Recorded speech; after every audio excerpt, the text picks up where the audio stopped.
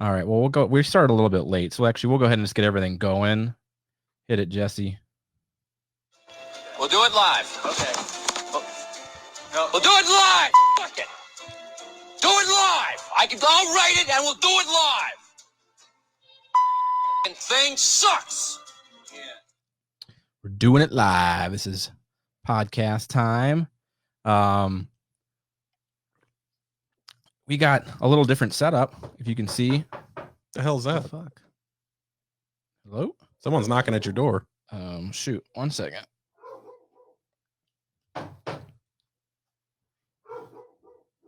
Sorry. Oh, Is that the landlord? whoa! Hey, Dude, bro. where the hell have you been? Oh, God. Nick. The fuck, bro? You're dirty and bloody and... Podfest. What happened to your face? What do you mean Podfest? I had to walk back here. Oh my God. Corona and the airline and the buses and the trains and the automobiles. Nick stayed behind at Podfest for a little while. You know, he hasn't been on the show. Do you guys know William Hung was there? Yeah, he was on the show. Yeah. What? He was on the show, bro. Yeah, bro. We saw him at the airport. I forgot about that. God dang. I had Dude. to like bum for change, and it's not even real change. They gave me poker chips. I can't buy anything with that. Dude, our co-host is my back. God. Yeah, man. Have a seat. Welcome to Well- the show. Road rash. And Show what? I took a nap on a homeless guy's butt. Wow. Well, It's good to be back. yeah, you're welcome to What have I join. missed? Join on in. You missed like 6 episodes. It was a long walk. Good Lord. The roads are like empty. Nobody's driving. Yeah. Yeah, lots happened since you've been gone. Well, let's get you mic'd up. Get you some headphones. Dude, you got a free check coming. Yeah, you're gonna get $1,200, bro. Oh my gosh. Wow. Thanks Well- for bringing my glasses back for me. Yeah, dude. That's great. They were just right there on the table. Oh, it's so convenient. Jeez. Well, welcome back. Co-host Nick Mancuso is here. Yes. What up, guy? Let's Welcome get this, back, man. Let's get this show going here. We'll talk shop. You know what time it is. Podcast Tuesday! Live from Made to Motivate. Has the goddamn Podcast. Police house on a Tuesday night? Damn it! Welcome back, guys. This is Made to Motivate Podcast, Season 2, Episode 18. Well, my whole intro is kind of screwed up at this point because we got My an bad. unexpected guest, but this is your host, Ryan Weiss. Joined as always, well, by Jesse I'm the new co-host. Unk, and then also co-host Nick Mancuso is back. Yeah. What up? Good to Nick- be back. Wow, good to have you back. And then, as always, friend of the show, Chris the Film Free Kessinger is here. What's up, sir? I really like that jersey. Hell yeah. Third alternate Ducks jersey. Dude, that's super dope. Emilio. Well, shoot, we got a full rig, a full setup, full team. So that's super exciting news. I mean, we normally do our around the room and see what everybody's been up to. I'm sure Nick's got one hell of a story. Yeah, man. Let's start with Jesse. We're gonna go to Nick and we're gonna see what's going on. Jesse, since last week, what's up? What's new and exciting? Not much new. My wife's birthday was yesterday, so we celebrated that. Every single gift that I purchased her more than 2 weeks ago is still in the mail, so she didn't get anything from me. Jesus. Which means Jesse didn't plan appropriately. 15 days. That's pretty good for me. Man, Yeah, that's good for 15 him. that's good for me. Usually it's the next day. Yeah, so I did a little something cute and blew up a bunch of balloons and filled up our living room with that for her, and she'll get her gifts whenever they come in, I guess. Other than that, not much. We had a lot of fear going through my school. They cut like 150 teachers that were year 1 through 4. And 3 of the 5 members of my team are years 1 through 4, but luckily none of them were fired, including our principal. So the Passages team rolls on, baby. And that's because of budget cuts. I would assume, but I don't know. I wasn't. I probably should have been in the union meeting, but I wasn't. So Whoopsies. they're optional. Jeez. Shows how much Jesse cares. I have a union rep for those things. Oh, I just okay. sign the paper. Protect me, baby. So Jesse had nothing new and exciting. He screwed up his wife's birthday, and And didn't attend the meeting. About for it. fire. Good week. super exciting. Nicholas, Yeah. what is going on, sir? Yeah, not much, man. You look great. Thanks.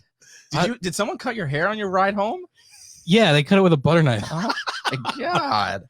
It's I don't know if the camera can pick that up. Yeah, I mean, you got an Right. interesting little cut there. Yeah, it's been a long walk. For some reason I still weigh the same. I thought that it would have like impacted me a little bit there. Like I would have shed a few pounds, but nope. That's disappointing. Well, you came back to some money and not having to work. Yeah, that's I true. mean, that's kind of nice. You on a little vacation. But yeah. What else? Anything new and exciting outside of your long journey home? We've missed you. Yeah, man, it's good to be back. We've had lots of people on since you've been gone. Yeah? William Hung was here, That's crazy. and Ryan the Lion Madigan was on, Yeah. and Twice. Oh, yeah, he was on twice. That's cool. Cordell was before we went to Florida, right? Yeah, Yes. that was the last episode. Yeah. So it's been interesting. I like didn't know who Bad Luck Brian was, and he was like following the show one day. I and, was like, I was in that stream. I Oh, saw were it because you? he said, "When can I be on the show?" And you're like, "I don't care, man. Just send us a note." And I was like, "Dude, that's Whoopsie. yeah," because his name's Kyle. Kyle. Yeah, I forgot about Yeah. that. Whoopsie. Well, cool. But yeah, other than that, man, it's good to be back. Absolutely. I haven't done any like big projects like you have. I've just been buying some stuff online. Yeah.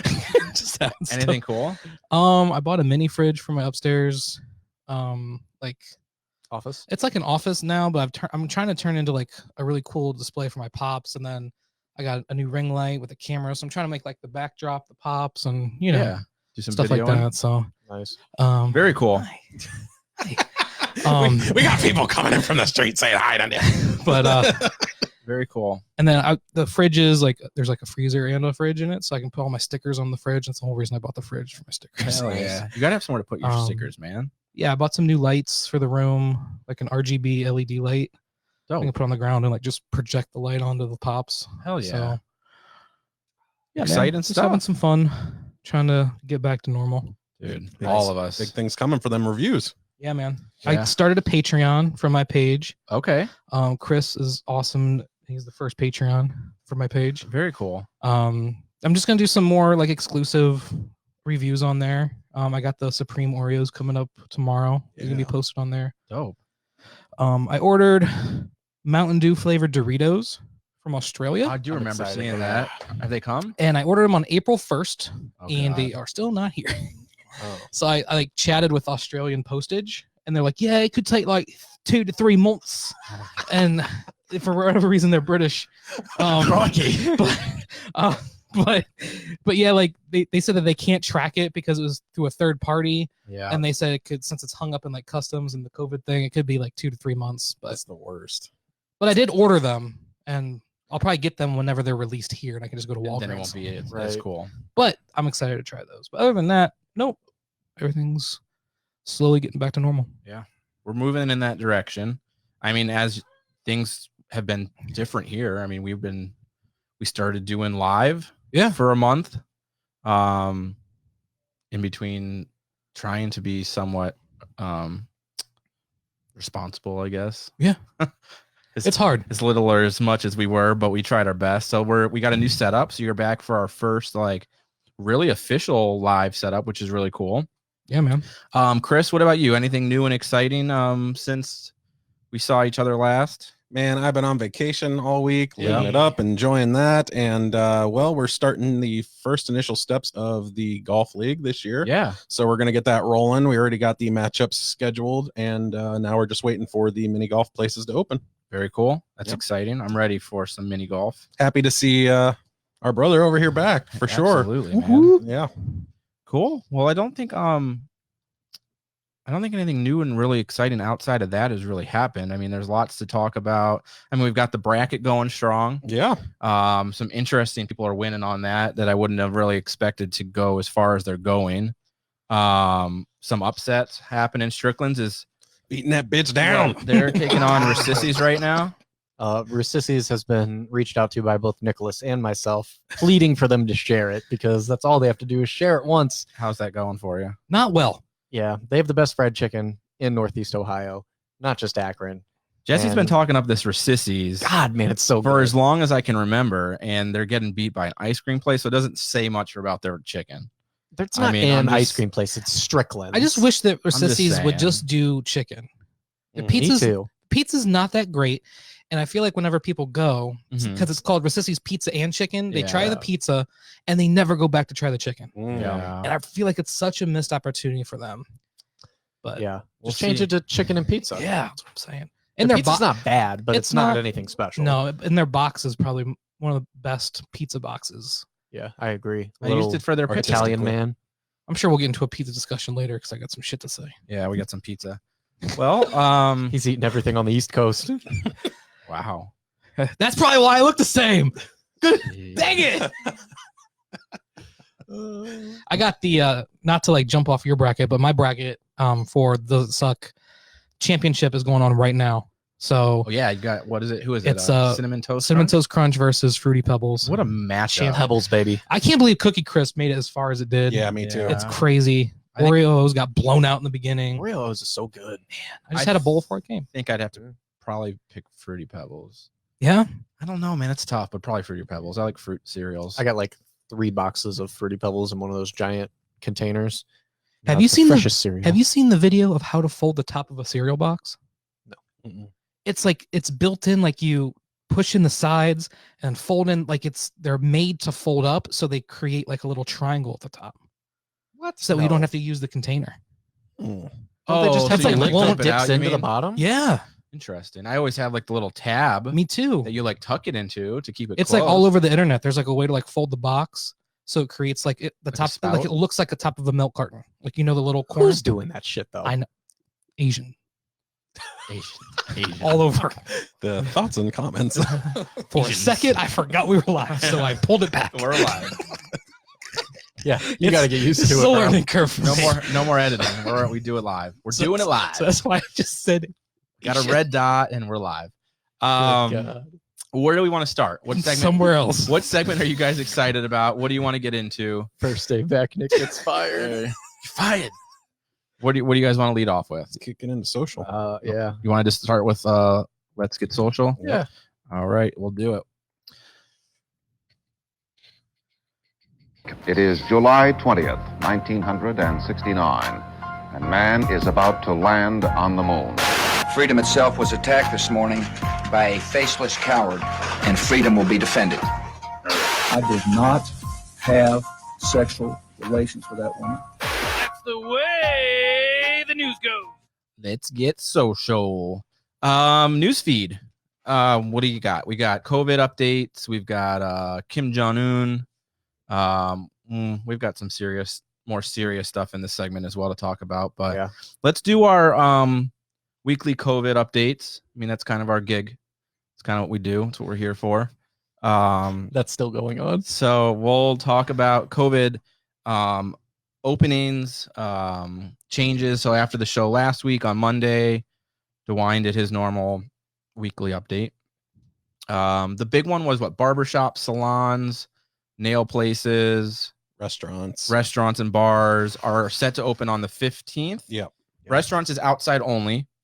And then the 20th or 21st is I think going it's to be 21st. full service inside and everything.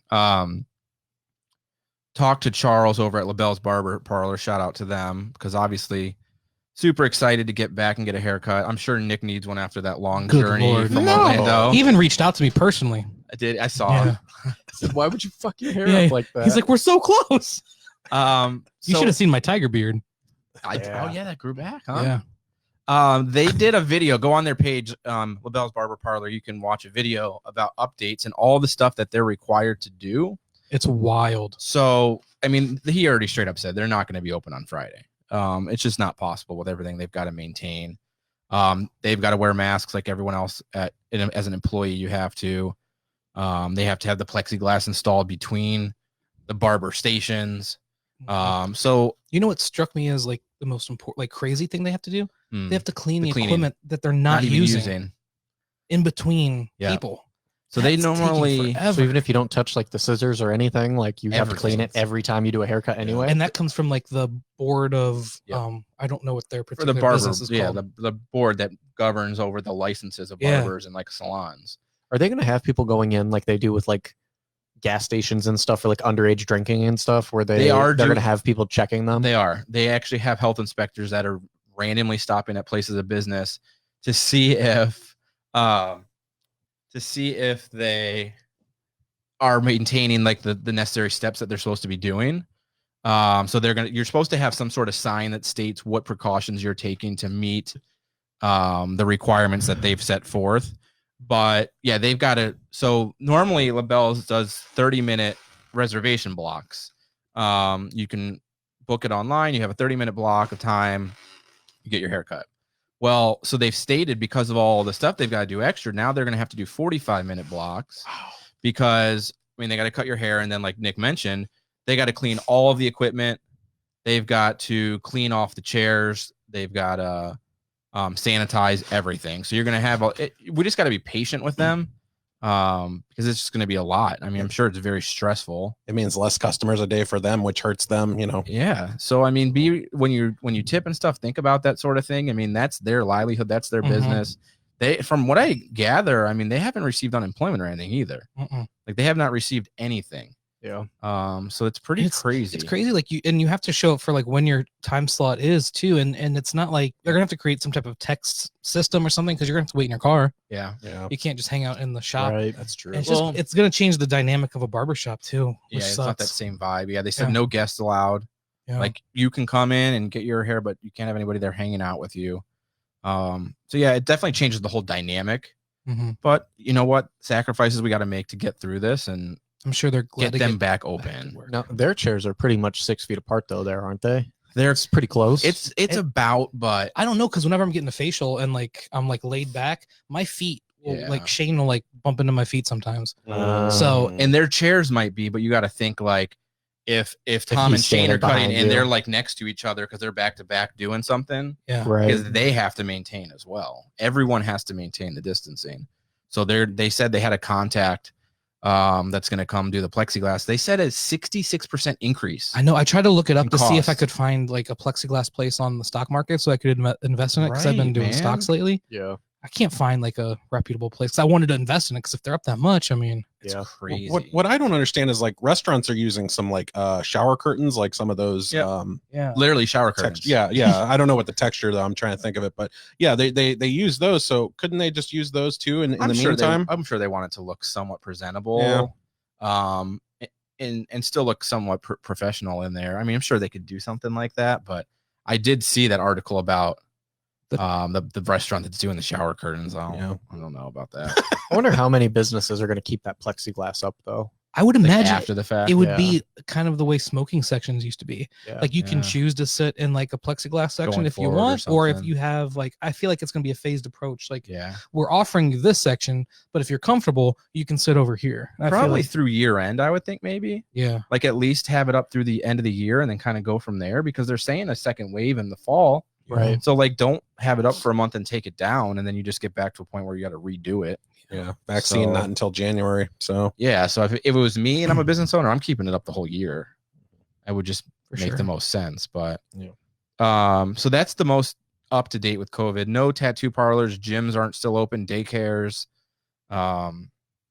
So that's kind of weird. I mean, I think it's weird that retail can open back up and be back to normal, but you can't go to your gym. I know Jen's, I don't know. because her new America's Best opened up like 3 days before this had to be shut down. So she still had to go in and answer phones and like refill like prescriptions and or like people's glasses and stuff, but nobody's actually been able to come in. Right. So I think on the 15th, they're going to let like 2 people in at a time, but they don't have a doctor because they can't do doctor's appointments. Oh, geez. So people can still browse and stuff, but they have to take their temperature before they come in. Yeah. And if it's over like 101 or something, it's like a really high number, Yeah. but then they're not going to be able to come in. That's what they said the COVID was. It was like 101.2. And I can't imagine people being okay with that. Like I just It's like a laser. I know, but I just foresee know. so many people freaking out. Yeah, Like, restaurants have to like do it's it my too. right. You're not allowed to do. Like I just see so many confrontations. They gotta Steph leave. and I had to go to the doctor at one Yep. point, and they got us at the door, and then they got us at the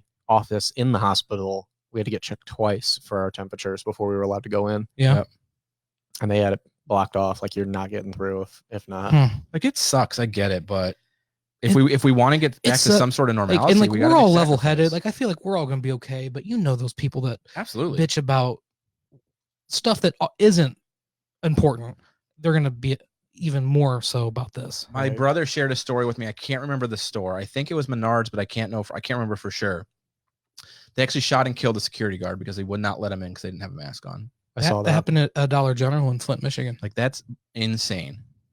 Like what the fuck, man? Just go somewhere else or put a mask I know, on. man. Yeah. It sucks. I get it, but you know what? You got to do what Especially you with gotta glasses. It sucks. do. Yeah, I'm sure. I mean, basically, you just got to look at each business and go, look, it's their right. They made the rules. It's their house. Right. You don't yeah. like it, like you said, go somewhere else. Yeah, because at this point, DeWine at least has given them that authority, where previously it wasn't. Mhm. Yeah. Like it wasn't like you weren't allowed to turn customers away. Your employees could have to wear them, but now he's already said like we're giving you the ability to enforce that right. Mm-hmm. I think they have the right to do that. I mean, employees are probably don't want to deal with it either. So we got to get people back to work. Yeah.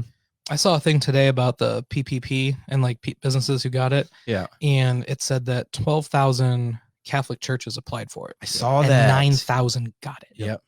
How is that when they don't pay taxes? Yeah, man. How are they able to apply for a business loan? There was a lot of broke Like- down in that system because there's a lot like we talked about a couple times. Some of the businesses that got them, like multi-billion-dollar Mhm. companies that got approved for these loans. Yeah. Like you don't need Yeah. that money. Like the Lakers. I was gonna say, wasn't it the Right. Lakers Lakers that applied got for it. Yeah. it? And I know it's a new But then system. they gave it back. and- But like, And it's like we're all trying to figure this out on the fly, Mhm. right? Right. But those just seem like really obvious loopholes that just could have been filled. Like, Yeah, man. how is it that they're able to even apply? right. That's crazy to me. I agree. It should have been like something under a certain revenue amount Yeah. or something like that because like Ruth's Chris, whatever Yeah. their percentage of Yeah. profit was, like Yeah. you should not you shouldn't be eligible. There should be no reason you got money. Shake Shack got Mhm. approved. There's a lot of places, but that's real crazy to me. But it But looks like people like Nick couldn't get it. Like, didn't he get denied for that? Roth, Yeah. he initially got denied and then he actually got approved the second time around. Okay. Well, good. So he just did get approved. He texted me, I think it was yesterday. Sweet. The deposit came in. But yeah, like our buddy Nick Roth from Nick's Landscaping, he's actual small business, operates by himself. Like, I mean, he runs it himself. He's got maybe 8 or so employees or whatever. And that's someone that really was affected by this, who really needed to get the funds, and they didn't get approved the first time around. I had to wait. Thankfully, he got in, but that's rough. So Yeah. there's a lot of business out there hurting. They were saying something like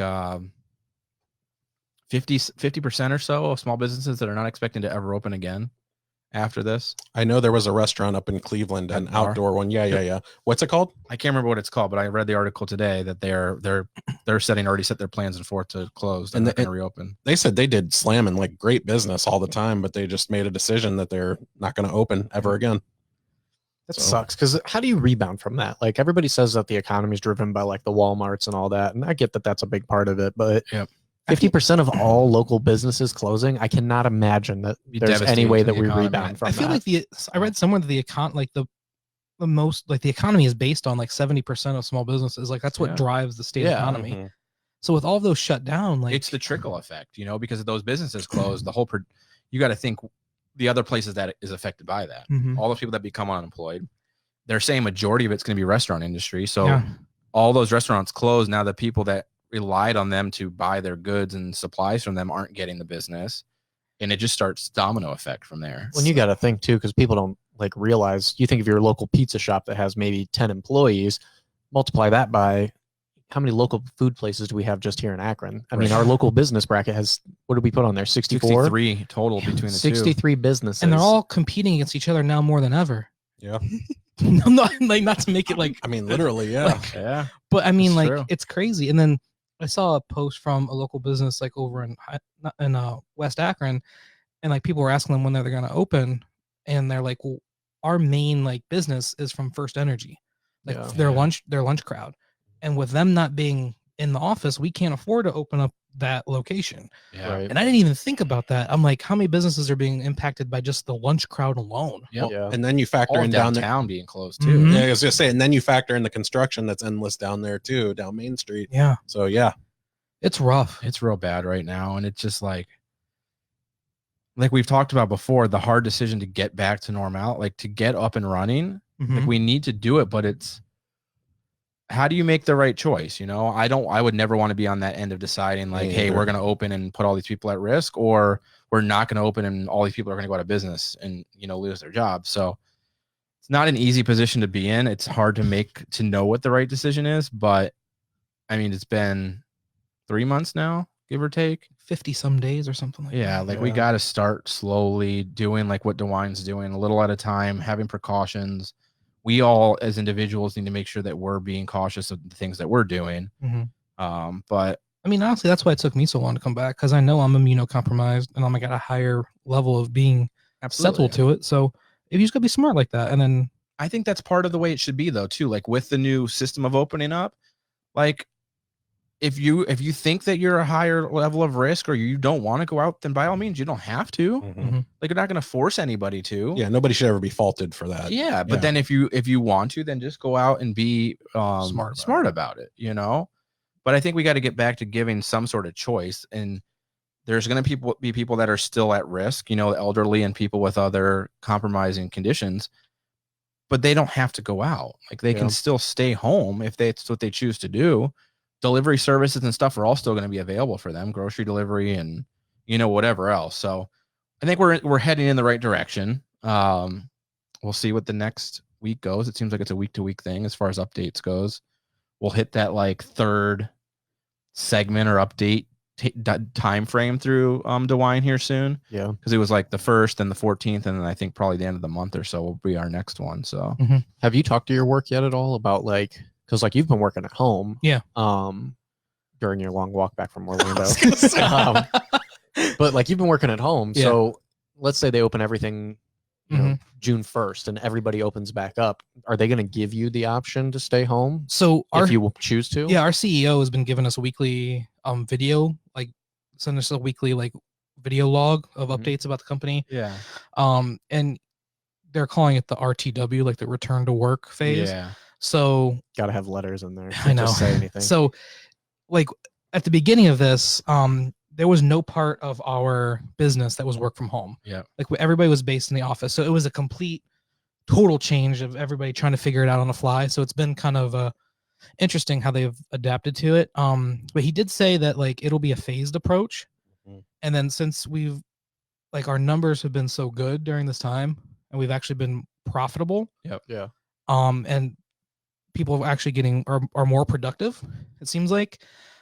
He said that we're going to have an option. If we want to stay at home, then we can. Yeah. Or we can work out with our supervisors, like 2 days in the office, 3 days at home. Like whatever works for us, since it's been a seamless like transition. The crazy thing about like, I think that's dope. The crazy thing about that is like, then what does that do to their workforce? Like, you know, if you're leasing a building for all these workers and 60% of them go to work from home, like what do you do? I mean, it's great they're giving you the option. Yeah, and that's one of the problems I had at like my previous job, because a lot of those people, they wanted you to work from home. Yeah. But then you had like days where you had mandatory meetings and you didn't have enough computers in the building. Right.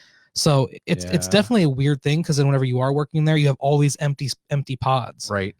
It's I mean, like, as long as you got like one person there that's worth being around, then I mean it makes it worth it. Yeah, or like you have one person who could like alter the schedule. You know what I mean? And make it look like you worked, but you didn't. Yeah. Yeah. That we call those bootlickers. Yes. That's like their nickname, and that's their name in the industry. I love a good callback. Yes, me too. And during DeWine's Wednesday announcement, he was talking about schools in terms of so with them, Nick brought up the point of, you know, some days at home, some days, you know, they're in person. Yeah. And that's the same thing with schools. They're talking about for the 2020-2021. Yep. Dude, 2 days in, school 2 year. days off. I saw some teachers on my timeline that were not happy about Yeah, I'm sure, man. We have one here. I mean, what do you think? I don't want to do that. You know, I'm ready to just go back, honestly. Really? This online stuff does not work. Yeah. Kids are not doing any work. It's not just for me either. It's the entire district. It's the entire country. I figure. They're seeing about 30% attendance nationwide right now Yeah. on activities and work and stuff.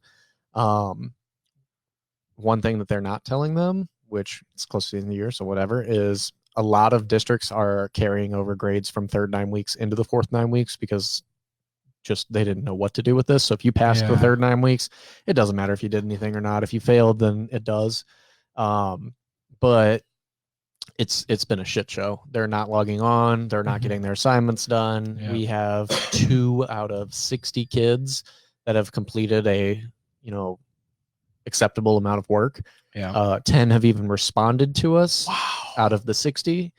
And now I'm dealing with the alternative ed situation. So a lot of them didn't have technology. Some of them we had to like send packets of work to and stuff. But if I was a betting man, I'd probably say we're not going to see those packets come back. What do you think this will do whenever like levies come up to vote on? Like, we actually just passed our levy. So even though all this was going on, our levy passed, which was good because if it had not, and we got those cuts from the state on top of that. Do you think like moving forward though, it changes people's perception of like teachers? Because I do. I think people really see the value of what their kids. Yeah. But I don't know. It's hard to say because a lot of kids aren't doing the work. Right. And that's on top of the parents who are not staying on top of it. So Yeah, I don't know if say though, you take overnight though. You literally took all these parents that had full-time jobs and said, hey, you got to start teaching your kids. Well, or you got to start holding your kids accountable. Yeah, that's what it is. And I'm not even talking about like the academic aspect. I mean like now you have to watch your children all the time. Right. Yeah. Like, because it's like, if you're at work, you can by all means say, hey, you got to get logged on and do this. But like, if you're a 10, 11, 12, whatever year old kid with no supervision, I mean, who's going to force them to get on? Like it's not fault of the teachers. But like the system isn't necessarily set up to allow for it to be done. Like, I've got a lot of coworkers who are struggling with it because they're stressed all day, every day, like calling their kids, texting their kids. Hey, did you get on? Did you do that assignment? Is this, and like trying to do that on top of managing whatever their career is and their job is. And then I've heard stories. Dan's girlfriend, who's a teacher, I'm not going to say names or where, because whatever, but they got parents. She said she's had parents like legit saying, well, you should be giving me part of your salary. Or like, I'm doing your job. What are you doing? Wow. Really? Okay. So one, and I'm like, that's what I'm saying. We call parents every single week. We call parents every single week to do what we call wellness checks. Yeah. So we call them to check on the kids' work. We call them to make sure that everybody's healthy. We call them to make sure that if they need resources or food, we can get it to them. Yeah. And it's usually a 5 to 10 minute conversation, whatever. Yeah. Most of them say that they're fine and it's really quick. Some of them we've had to make sure that we can get them lunches for their kids. Some of them we've had to take laptops to them or printed work. All of my parents, luckily, have been very courteous, very happy to hear from us, very appreciative. Let a parent tell me that they deserve a part of my salary. Yeah, man. I will be very unprofessional real quick. I'm calling from a star 67 private number. You can't prove it was me. I will tear your ass up. Yeah. Oh my God, dude. I deal with your kids 6 hours a day. You probably don't even do that yourself. Do not try to come from me. I had no idea what you guys were doing while this was all going on. A lot of parents didn't. Oh yeah. Teacher wise? No, like while you guys are like, the kids are like at home. I had no idea you were still like in contact with them. Like I had no idea. I just figured everything was just online and they just signed onto a portal and just did it themselves. We sign on. We created a bunch of content digitally, which we didn't have prior. I'm sorry if you guys already talked about this before I was walking. No, I don't think we have. No. So we kind of finagled it a little bit for us because of the way that our system is set up. We made one class based around the book Animal Farm, and then we incorporated history and science into that. History was really easy. Science we kind of turned into like soil and farming and things like that you could do like scientifically. Yeah. And we just meshed that all into one thing so they could find it all in one place and it wasn't confusing. Mm-hmm. So there's like 60 assignments that started in March all the way to the end of May. So it's not too much. A lot of it's vocabulary. A lot of it's like journaling. Like we called it the quarantine, and it's like about their days in quarantine, what that's like and stuff like that. But then we make all of our calls. We have a list of students that we are each responsible for that we reach out to. We have had to do emails. We've had to do like all this other stuff. We tried to do a class online, like Zoom meeting with the class to do a class online, and one kid got on smoking weed, and we were like, we're not doing that anymore. God. Because what am I supposed to do? Tell him put that out? Like, he's in his living room. What am I? Right. You know, just pass it to the next. Pass it around. Wouldn't that be cool? they're all on there like, what's your Modern Warfare name? Oh, it's so funny.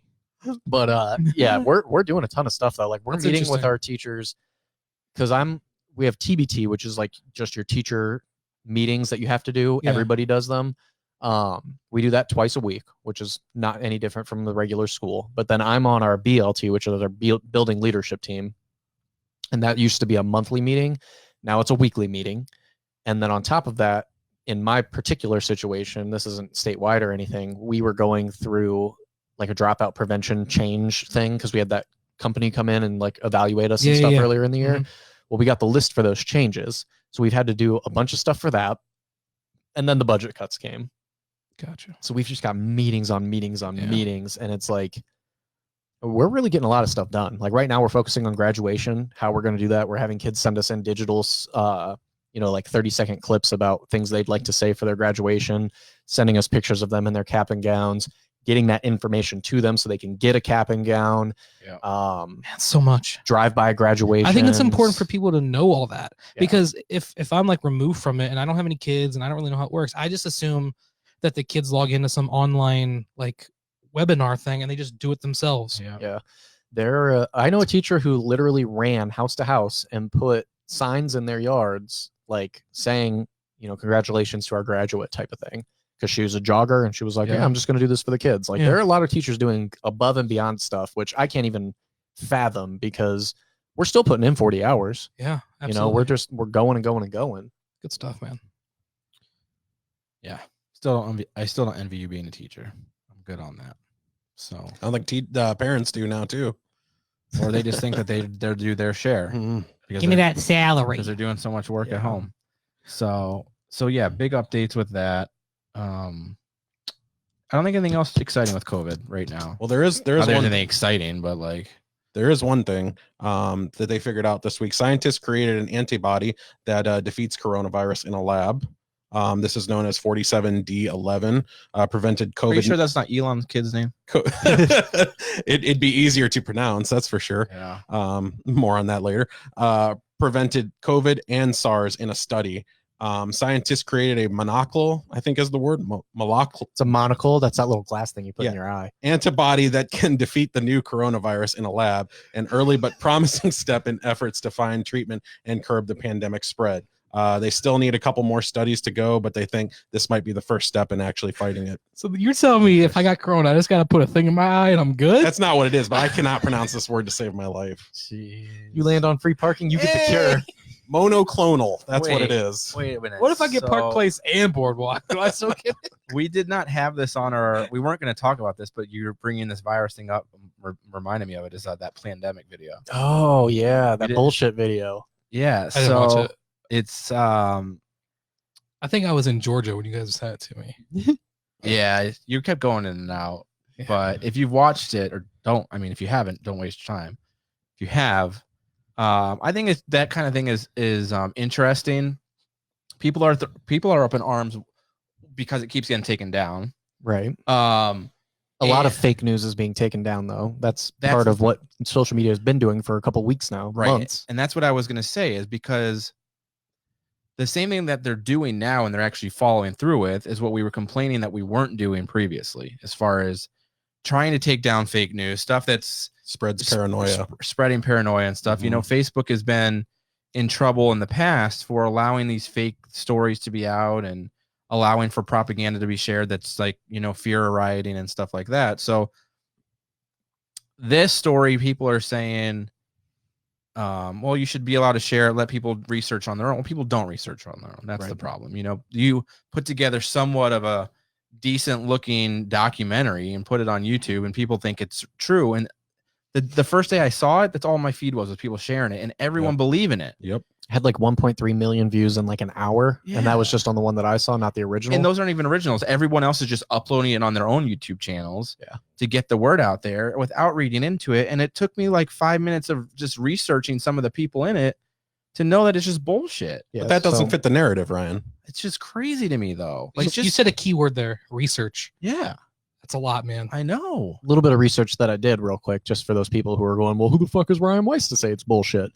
I mean, that's a fair point. It is a fair point. That lady, for one. But if you don't believe me, then research it. Right off the bat, she says that she was arrested on no charges. It turns out that she fucking stole documents and stuff from her former job, and they arrested her because she wouldn't turn it over to them. Yep. So that right there, you can look it up. It's in a police report. Well, and she also says in that she claims that she found the cure for AIDS or HIV. She didn't even have an MD at the time. She was working under a group of other people, like as a volunteer. Yeah. And she's here claiming that she found this cure for this disease that she had. None of her studies could be replicated, even in the place she was working in, let alone other doctors who tried to check her work, which is how science works. You checked and replicate the ideas and make sure that it works. Order of operations. Right. But then, like, on top of that, they show all these doctors who are like, they're like, many YouTube doctors have gone, people have gone to, they're like chiropractors. They're not pathologists. They're not virologists or whatever the fuck that's called. Epidemiologists. Like, they're not any of these people who would be dealing with this. Like, it'd be like going to a brain surgeon with a broken arm. Dude. Not your specialty, dude. I got into a big argument on Facebook about somebody who was like this. He practiced homeopathic, like mystic medicine, like fucking Iron Fist. And I was like, you know what? I watched like 5 episodes of Doc McStuffins, and I'm pretty sure I'm a cardiologist now. Right. Yeah. That's like how everyone cited in that video, or most of the people cited in that video are anti-vaccine, like conspiracy people. Yeah. All of them. Like it fits their agenda. Like 5G. Yes. For us to think that COVID is created in a lab and stuff, because they want you to not take that stuff or be a part of vaccines. They're all nuts. That's like Fox News always puts out like Dr. Drew, and they're like, well, he's a doctor. He's like a cardiologist or some shit. Like, he's not a pathologist. If you're not in this field, like, no doctor is like this well-rounded. It's not House, all right? It's not some fucking TV show where every single person knows everything about medicine and can fix every problem. You have specific areas of study. If you're a brain surgeon, you operate on brains. You're not going to work on a fucking heart, because that's not your area of expertise. I'm not going to teach science, guys. It's not what I went to school for. Right. Because when I need a cure for whatever's ailing me, I go straight to the guy that was on 100.7 between the hours of 10 o'clock at night and midnight during Love Lines. So again, Plandemic wasn't on our field of notes, but Chris's vaccine comment just kind of reminded me of it. So if you've watched it, just read into it. Read into who the people are that are in it. Don't just think because it's being shared a million times and because it says, oh my God, we tell the truth and this is urgent, it's going to get taken down. Like, people that are telling the truth don't say that. They don't need to. So research more. Have you ever read a study on the CDC website that says, please read this now before it's taken gone? down? No. Yeah. Please find me one. It's not how it works. Yeah. So you just got to really pay attention to the things that you're sharing so blindly, because we've talked about it a million times on the show. You got to stop sharing fake news and just spreading stuff that's just creating more of a problem than anything. So enough about Plandemic. Kim Jong-un. Oh. So we've talked about Kim Jong-un the last 2 episodes. First one was... Did you talk about his hot predecessor? No, well, she's not going to be his Thank you. I'm not the only one. Oh, yeah, she's cute. Oh my God. It's like the girl from the interview. I don't care how crazy she is. Them little Asian feet. Oh my God. Jeez. The first episode we talked about it.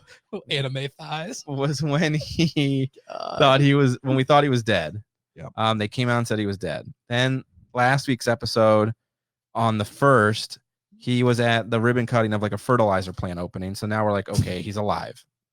Well, it just came out that he actually came out and said that he staged it. And he staged his death to see the loyalties within his regime. Yep. And so whoever find thinks any that moles, is dead. Yeah, find any moles and stuff within there to see like what's actually going on. So apparently he's alive and well. I didn't read that at all. That's fascinating. Yeah. Still without a butthole. Yeah, he still has no butthole. He does not poop. So it was a big coup, which doesn't surprise me about him whatsoever. You could probably ask Dennis Rodman. He'd probably tell us. But Dennis Rodman's broke his dick like 3 times. I know he did once. He did. I was watching him do a pizza review. I'm sorry this is off my topic, God. but he talked about how he broke it and he's like, there's no bone in there. It's just a vein. Yeah. Is it like lightning bolt shaped now? I don't know. I Harry didn't see Potter. a picture, but Every time he talks on that documentary, man, I'm like, oh God, now I got to try to understand him. Shit. I like Rodman, man. I like Rodman too. So that's just crazy. just in the sake of making sure we're giving you the right information. Supposedly he's alive and well now, and it was a big staged thing to find out who was loyal within his realm of people. So That's What a wild. psycho. Imagine if like we got news right now that Trump was dead. And then next week he was just like, psych, I was just Got making sure him. I could get Pelosi. I could see it. Seriously, joke Yeah, about dude. it, but I could see that happening. Yeah, me too. Yeah, like that's something that it was probably his idea, and he phoned it over to him. It's like, Listen, I'm not able to do this, but it's a great idea. Big numbers for you. Big numbers. get that butthole done. Oh my God. yeah. So That's, I mean, Kimmy and his sister's so Um, hot though. she's Is that his sister? She's crazy Yeah. though. It's a sister. That's why I said I don't care how crazy she is. She's hot. What She's, else do we have? Elon. We've got Elon, and then we have the shooting, which we should talk about last, I think. Yeah. Yeah. All right. So quickly on Elon Musk. Nick, I think, sent the video. Yes, he did. Yeah. So he was on Joe Rogan's podcast. And Shout out Joe Rogan. For real. Let's do something together. and he was announcing the name of his daughter that was born. I guess Elon's been married to, I don't know if she's a DJ, if she's a gamer. I don't know what she is. Her name's Grimes. Grimes. Yeah. That's grimy. And their daughter, he named LMNOP. is basically the name. Yeah. X Ash It's like A12. it's like an X. Then it's that weird AE symbol. It's the American Eagle It's symbol. what I have on my pants Yeah. right now, literally. Yeah. And then a dash, like A-12, Yeah. Yeah. and it's pronounced Zash. Zash. The way I understood it was Yeah. Archangel. Zash. Yeah, because the A-12 is an archangel. Mhm. But he said that the X is just, he said it's just an X. Yeah, and you then he said said the AE is pronounced Ash. But he pronounced the X as Z. Zash. Does he? Yeah, so Yeah. it's Zash. So then it's Zash A12? Or is I- it Zash Archangel? yeah. I don't know. And they said that they're gonna have problems registering it because you can't can't register register hyphens and stuff. And California, you can't do that. Numbers, it only can be the 26 characters within the alphabet. No numbers, no special characters. Yeah. So they're not like, now it's a big thing. Like if they don't allow him to do it, he's gonna like be Elon Musk, and who knows? Here's the thing though. Create his own country. Is it all just like, a joke? Because, everybody asks celebrities what they're going to name their kids 100 times a day. And this is probably his way of just saying, shut up. He's pretty out there though. He's Okay. going to send that baby Like into orbit, very well possible, but I mean, he's probably gonna, yeah. and it will safely return I'm surprised because that he's Elon Musk. I'm surprised that he didn't have her have the baby in space. oh man, Dude, then it'd be like an alien. that would have been dope. Like the first person born in orbit. That would have been dude. gross though. Why all the Imagine fluids floating? like fluids and like a baby floating with an umbilical cord connected to her, and like You just unlocked a whole new fetish, be wild. like a little thing above you, like looked up like fetish unlocked. Yeah. Space splurge. Like that Kate Upton Zero Gravity video. Oh my gosh. You guys know what I'm talking about. Mm-hmm. It's nice. But yeah. No comment. So celebrities are weird, especially smart ones. Yeah, he's a character. But if you want to have a good laugh, go and Google memes related to how to pronounce that name. Yeah. And it's one of my favorites is somebody going through Walmart just yelling like a bunch of gibberish. Yeah. And it's like whenever the doctors announce Elon Musk's daughter's name, it's just, Speaking in tongues. That sounds I was gonna say that sounds like something completely off. Oh boy. All right. Well, Let's get serious. do we want to talk about the serious one right now? yeah, go ahead and turn Yeah. my mic off. Do it now. Yeah, silence Nick. All right. No, I think Jesse would be pretty good to talk about it because he's got all the facts, and I was really impressed with his research. Yeah, let's lead the way. This is really important. This is a serious matter. We contemplated talking about it, not talking about it. But I think it's the right thing to do. So Cool. So there was a shooting, went viral on the 5th. I believe his name is pronounced Ahmaud Arbery. I haven't heard it on the news. I've just read the article, so I'm hoping I'm saying it right. But the video originally was all that we had as far as information went. Video shows a car following a young black guy who's 25. That's Arbery. There's a white truck parked in the road. There's a man sitting in the bed of the truck. Another one is standing in front of the driver's side passenger door. He goes to go around. The driver's side door, not the driver's side passenger door. Yeah, what is that what I said? Yeah. Got him, dumb. You did. But he's standing up in front of the car. Both men are armed. The guy in the truck bed has a 357. Guy in front of the car has a shotgun. Arbery goes to run around the right side of the truck. The camera pans away very quickly. When it comes back up, the two men collide in front of the car. They're wrestling over a shotgun. It's very graphic. You hear 2 gunshots. They go off screen, and when they come back, the shotgun is in Arbery's stomach area. Pull the trigger. He gets shot, goes to run away, takes about 3 steps, and then he collapses. The video ends. Immediately, there was a ton of outrage over this. He was unarmed. People are calling it a lynching. Modern day lynching is what they're saying. Yeah. Yeah, they're saying that he was, murdered in cold blood. Similar to the outrage that we typically get with police killing unarmed black men, but these were 2 civilians. One was a former police officer, but they're not cops. So they're just doing their own thing. So the story progresses. They say he's been on multiple camera angles for recent robberies in the area. That's why they pursued him. They say that he attacked them and that it was done in self-defense. And all of this happened in February. Got brushed under the rug. Nothing as far as this video anybody thought existed until recently. It was released by a radio station. And then it brought it all back up again. The 2 men have since been arrested. But originally, people are saying that because they had ties to the district attorney in the area, it was brushed under the rug. They're saying... I think the dad, they both previously were like law enforcement area. Yeah. Like the dad was a district attorney and the son was a police officer or something like that. They were both involved though. Yeah, and I don't have that directly in front of me, but it's something like that. But regardless, they say that's why it was brushed under the rug. Now, also, there's nothing in the police reports about the video. We don't know if anybody saw it. Obviously, that's why this has come back up again, because it doesn't match their description. Based off of what they say, they said that he was violently attacked and he killed him in self-defense. That doesn't seem to be what happened in the video. So since then, there's been a lot of information that's come out.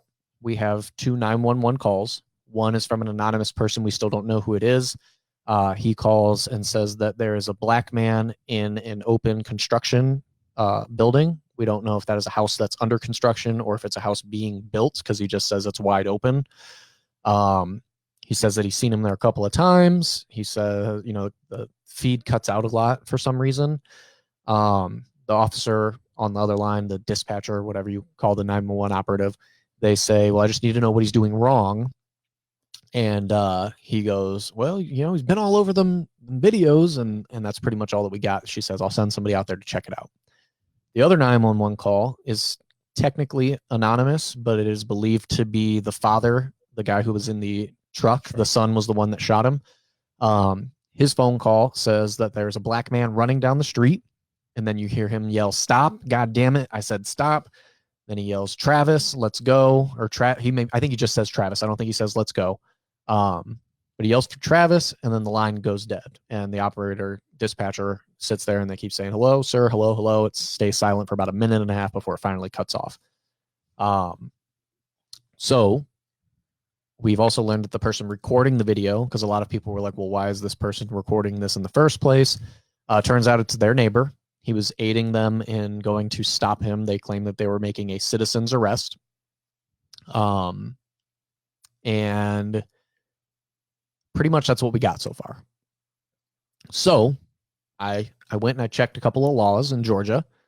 Georgia state law says that in order to commit a citizen's arrest, you have to have either witnessed the crime or have immediate knowledge of a crime in order to commit a citizen's arrest. So let's say Nick got mugged on the way over here. If he said, hey, it was Chris, I know for a fact it was Chris, I cannot make a citizen's arrest based off of that knowledge because I did not see it. I don't know for a fact.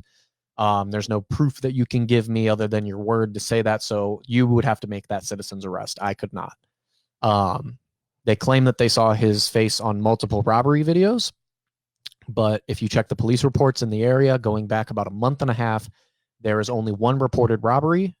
It's actually not even a robbery. It was Travis, the son, the man who killed Arbery, left his car unlocked at night, and his gun was missing from it the next day. There's no confirmation whether or not the videos they talk about shows him breaking into the car and taking it or not, but that is the only reported robbery. Another robbery came that they say happened but was not reported to police, where $2,500 of fishing equipment went missing in the area. Again, that is not a documented police report, so we don't know for a fact if that is verified yet, or if that video exists. So if I had $2,500 worth of stuff stolen, I'm sure as hell reporting it. Right. I'll tell you that. So based off of the law, unless that video exists, which I would think would be leaked by now if it did, not saying that it doesn't, because, you know, whatever, maybe that'll come up in the process of their trial and everything. But as of right now, that video has not been released to the public. If that video exists, it has got to be picture perfect, clearly Arbery, in order for them to have made that citizen's arrest. I'm banking that it's not, because they said he was on multiple videos and there's not multiple robberies that have occurred. This is a cell phone video, not a. They claimed it was a cell phone video. Yeah, yes. so like that's got to be, I mean, even worse, you know, as far as quality goes. Yeah. Yeah, it's gonna be tough to try and. I mean, again, and like Jesse's point, like if I'm in jail, because their bond got denied, right? So if I'm in jail or being held for this crime, and I know I've got video, I'm getting that out as soon as possible. Yeah, I wouldn't have waited at this point almost a week. Also, like to release it. Like citizen's arrest doesn't mean you can kill somebody. No, right. That's the biggest jump. And so that's what I'm leading into. More info on that. So let's just say we can assume that they're not within their legal rights, but let's just say that they're telling the truth and this video exists and it was Arbery. He robbed them of fishing equipment and he took their gun. They now have the legal right to go after him and make a citizen's arrest. The issue now comes up where the reports say that they stopped him twice before the video happened and he ran away from them. At that point, why not call the police? Get the authorities involved. Yeah. That's what I would say. In Georgia, they do not have the castle law. In Ohio, you're required to retreat if you have the possibility to. So if you have a threat that you can run away from, you're required to do that before you kill somebody. If I walk down the stairs and I see somebody in my living room stealing my TV and their arms are full, I cannot shoot them dead. That's murder. But if I go downstairs and they're facing me and I can't tell if they have a weapon and they take a step forward, I can kill them. That's the law in Ohio. In Georgia, they have stand your ground, which does not require you to retreat. If you feel that your life is in danger, you have the legal right to kill somebody. They claim that Arbery came up, violently attacked the son, resulting in the tussle for the gun that killed him. In the video, we see that he's jogging down the street. He's now avoided them twice. He didn't engage with them the first two times. He goes to go around the truck. Camera pans down. The issue is we cannot tell who engaged the issue. Now, for me, I believe that Arbery had a right to self-defense himself. Oh, absolutely. You're now being followed by three men because we know that the person following him in the car also was there. This hasn't been confirmed, but at about 16 seconds of the video, you hear a click. A lot of people believe that that could have been the click of a revolver. Not saying that that's a factual thing or not yet. There's also at the 17th second, a hammer on the ground, which may be a hammer. It looks like it could be a hammer, which some people are saying could have been the tools that he stole from the construction site. Both are unverified at this point. We don't know for a fact. But at this point, he's been followed by three men, two of which we know are armed. Personal space, these people are now stalking me. They're standing outside of their vehicle with guns drawn. At this point, I feel I can protect myself. Absolutely. That's from Arbery's perspective. Even if he rushes him, I think that there's an argument for self-defense there.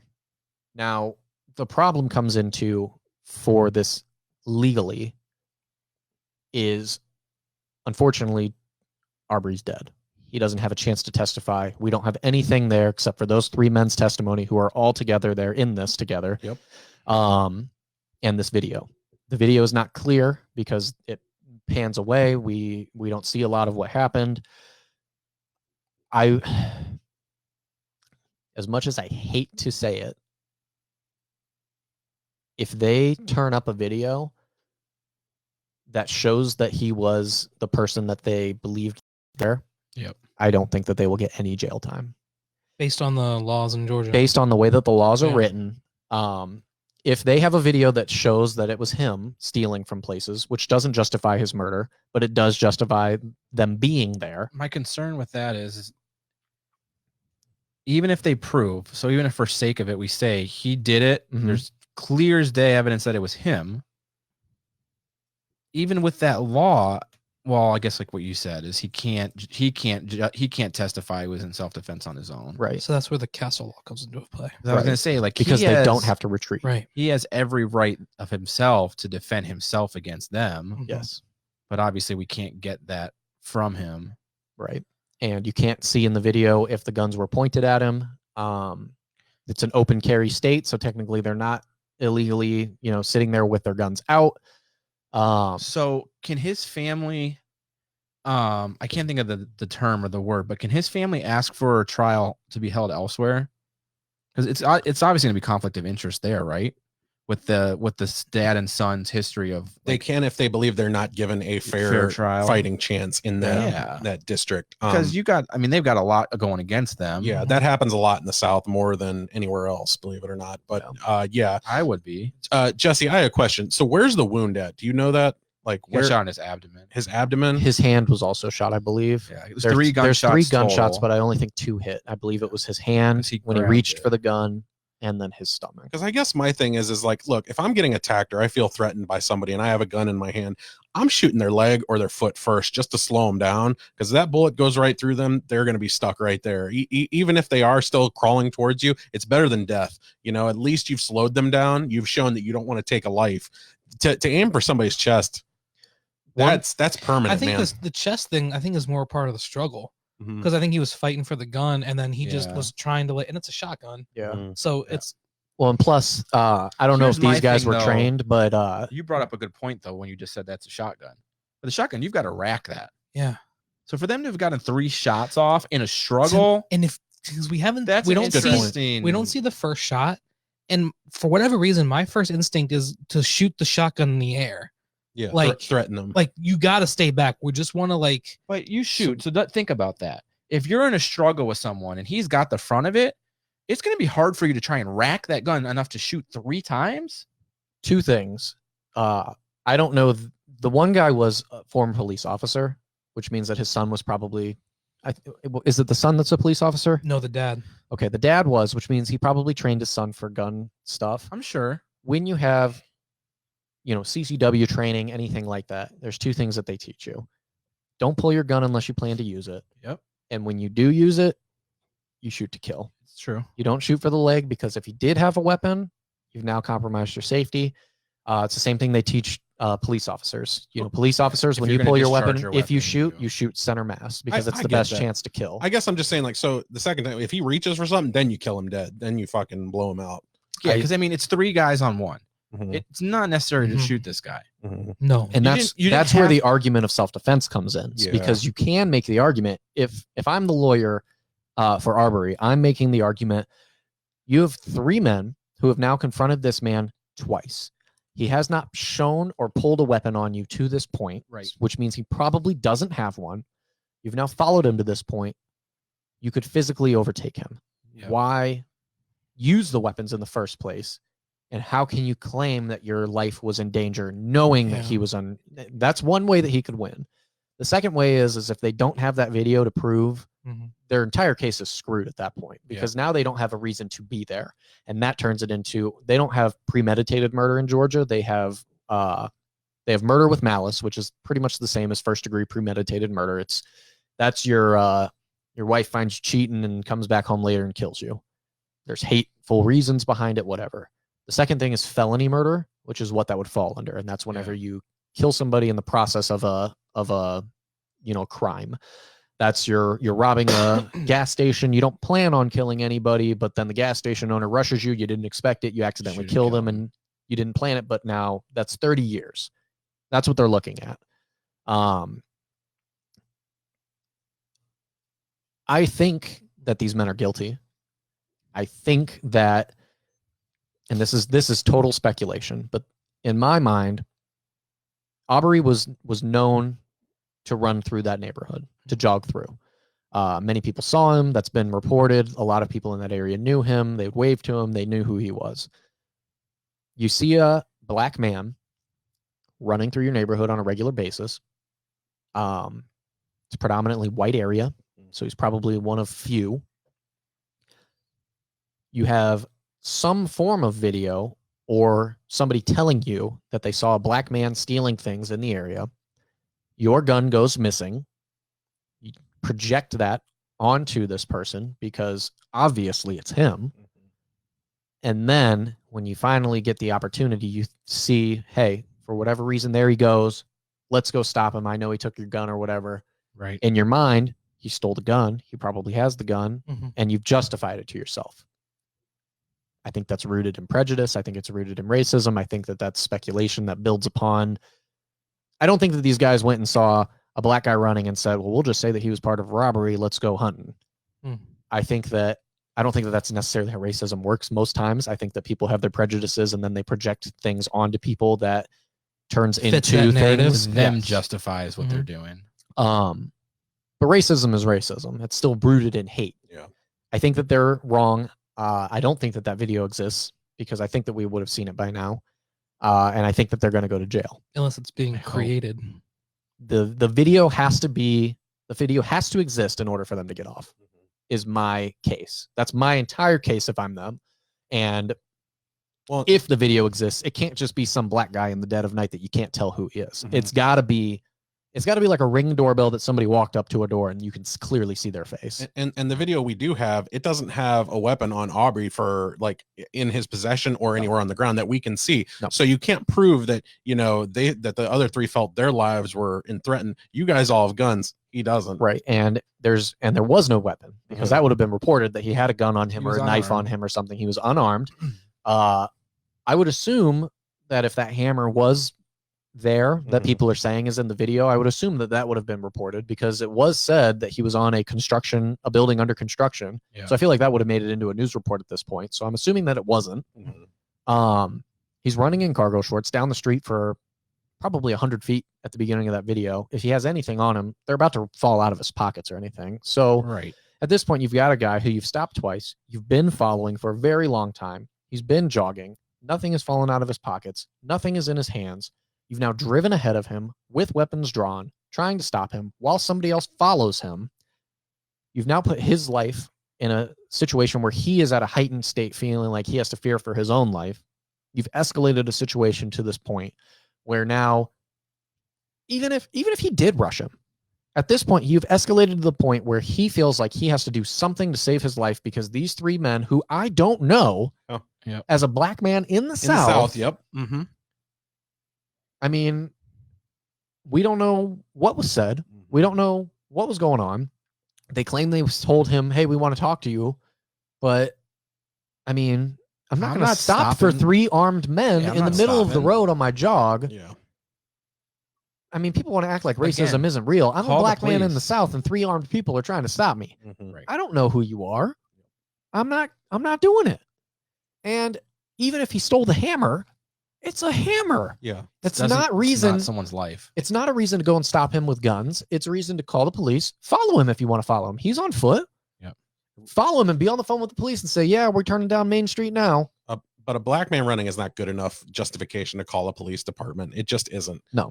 To me, like, yeah, that's where I think they probably got fed up with the system that was probably telling them, no, you know, this is ridiculous and all that. And they took the matters into their own hands. That's where the the arrest comes in. Right. Yeah. Citizens arrest. Yeah. Citizens arrest. Yeah. People think that they know their laws, but a lot of times people talk about citizens arrest. I don't even think you can make a citizens arrest in Ohio. I don't know if you can or not. I'm not making a citizen's arrest. I'm calling the people that are paid to do it. Yes. It's an incident of in Georgia. They don't know their laws. It just seems like he was an old cop and he had like a power, like he still wants to be a cop. Well, they in what world would a citizen's arrest be beneficial over a real arrest? Did you already mention that they had previous interactions with him? No. So the father investigated Arbery at one point. He had taken a weapon to school in high school and was put on probation for, I believe, like 5 years. We don't know what the weapon was. He had some minor run-ins. Yeah, and but another time he was arrested for shoplifting. Yep. And that was where the connection came into it. Yeah. He had looked into his case for that. It's not clear whether or not he remembered that or if he knew that. We don't have that information yet, but they have history. If he does remember him, then that ties this up even more because now that's made it, well, I know that guy. It's like a revenge thing. Almost. Like there's a lot of things that point to, the two that were responsible for his death, like out to get him because the son's car was broken into and something was stolen. And they had previously had interactions with Arbery before, and they've investigated him. And it's kind of like at this point, they know he's out running around. We can go and track him down and get justice. I mean, it's all speculation, but it doesn't look good for them. I don't care how you look at it. Like, That's not good. Yeah, I mean, like there's three, black or white or whatever, 3 people armed against an unarmed person and killing them. You cannot justify that. So Ohio actually has more lax citizens arrest laws than Georgia does because Georgia makes it known that you have to have immediate knowledge or see the crime. In Ohio, the way that the law is written, it says that there has to be reasonable ground to believe that a felony has been committed in order to commit a citizen's arrest. Who even knows what a felony is? Like the average person. Yeah. Like, excuse me, sir, I want to arrest you, but can you please let me know if you've committed a felony first? Right. Like, hey, you come here. Like, what is considered a felony? Enough for you to be eligible or for you to be able to say, I'm going to do a citizen's arrest. Like, just let the authorities handle it. Yeah. The whole thing is just awful. The video, like, I normally don't watch that kind of stuff because it's just disgusting to me. But I felt, like we have a sense of responsibility that we need to talk about it. I think especially as, white men, like we need to be a part of that conversation and not just let it go by like we're not affected by it. Like it is a big deal and it needs to be discussed, and it's just not okay. Well, as a cop, you shouldn't be putting yourself in those situations either. Your training does not say to escalate situations. Your training is to bring situations down. There was no situation. You've now de-escalated situations. They should, if you think that he's armed to the point where you need to go in with 2, possibly 3 guns, 3 men, why are you putting yourself in that situation? Right. I'm not call the chasing police after and someone say, that's armed. Right. Call the police and say, hey, there's this guy. He's being suspicious. I think that I think that he robbed me in the past. He may be armed. He's heading this way. Cops will get there. It just seems like whenever these situations come up and you look at the facts, a lot of things don't add up, and they don't seem like the way you would react in that situation. Right. Like, why wouldn't you call the cops? What aren't we seeing? What happened before that camera turned on? You know what I mean? It's just because in that situation, those people reacted in ways that none of us would have reacted. Yeah. Right. And that just seems so weird to me. You feel so threatened that you took out your phone to record it? Right. There was a time where Steph and I came if home. I feel like my life is in danger, I'm not thinking to get my phone out and start driving and recording it. Yeah. I'm gonna be on that phone calling the police. Steph and I went home one time, and as we were getting in the car, these 2 they were kind of like skater-ish kind of white guys are walking down the street, and they stopped by our house because we have a really big lawn. So a lot of times people stop on the side road next to our yard, and they're fishing through this wallet, and they're just being really weird about it. They take a bunch of stuff out of the wallet. They throw the wallet into our yard, and I couldn't tell if it was a wallet off the gun, but I told Steph, I was like, go inside real quick. I walked over, I pick it up, I see it's a wallet. I didn't go after them and say, hey, you guys clearly robbed somebody and took this wallet. I called the cops and I said, hey, 2 guys dressed in this color clothing, age this, about this height, just walked down my street, and they were going through a wallet, took a bunch of stuff out, and then tossed the wallet. I think they stole it from somebody, and they sent a cop out. Who knows if they got him, but I did my duty as a citizen. How fast did it take the cop to get over there? They went to go look for him first. Okay. They came by my house probably an hour later, which I think is pretty quick considering that it's not a violent crime. But that's my job as a citizen. Yeah. It wasn't my wallet. It wasn't my wife's wallet. Yep. They didn't beat the crap out of us or beat anybody in front of me and take the wallet. At that point, maybe it's a little different. One time a guy stole my neighbor's bike. Nick was with me. Yeah, and well, this is a bad example. This is a bad example, but we witnessed the crime. And we chased him. We chased him down and got that bike back. My big ass chased him down. But I witnessed the crime. The thoughts and comments of Jesse Unk do not reflect. They the weren't Make Motivate African American podcast in any way. They were Asian. To be fair, this is a little 5-year-old neighbor boy who doesn't speak English. The thoughts and comments of Jesse Unk do not reflect the Made to Motivate podcast in any way. I knew as soon as you were going to tell the story. But we witnessed the crime. And the best thing is we got the bike back. And we didn't shoot anybody. We threatened them with our voices and our fists. We didn't make any physical. There was no physical altercation. And we took the bike back to the little kid, and him and his family were happy. That's right. So we've been keeping North Hill safe since we were young. But we didn't see the first black person walking down the street and assume that they took the bike and then go and shoot them. Exactly. So there's a difference in the story. I don't know why you're hitting the button. You should be proud of us. What's the problem? Call the cops. For that, we were kids though. We were like 16, 17. That's true. We were younger, Oh younger my lads, God. and so was the person that stole the bike. This was back in the so day where I could chase someone down, Ryan. Don't let him lie. He was in his car. Bro, you're right. Jesse, start running. I'm in my car. You're right. I did chase him down in the car. But yeah. Oh. Yeah, that's not a good example. Call the police. Yeah. Anyways, these guys, is there a court date or anything set? Their bond got denied, so they're being held in jail. At this point, I have not seen anything about a court date. They're probably still putting together everything. This has a potential to be like a huge trial, like yeah. OJ's level. I hope for the sake of not only Ahmaud's family that they get justice, but I hope that they do not get let go, because it is going to be awful.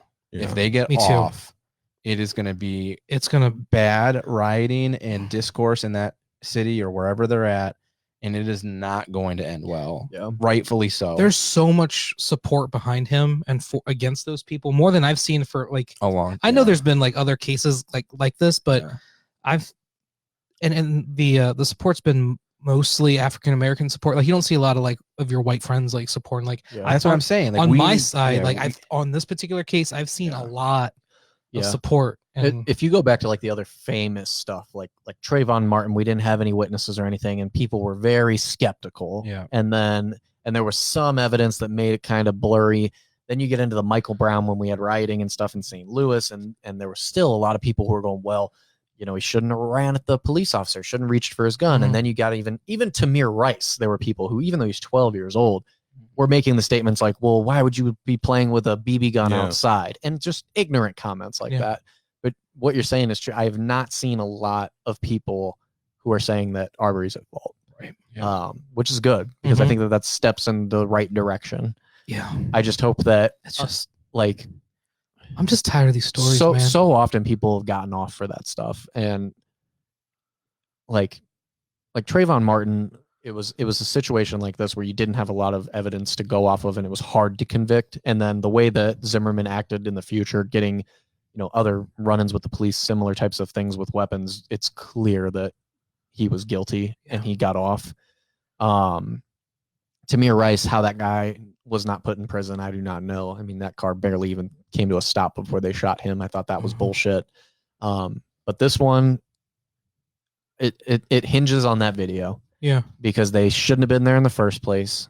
And I believe that they killed him in cold blood, but the video is the only evidence that we have, and unfortunately you have to be able to prove things without a shadow of a doubt. Whenever I first saw it, I was like, oh wow, this one doesn't involve the police at all. Yeah. And then I read into it, and I realized the guy who killed him was a police officer. I was like, oh, there it is. Mm-hmm. Yeah.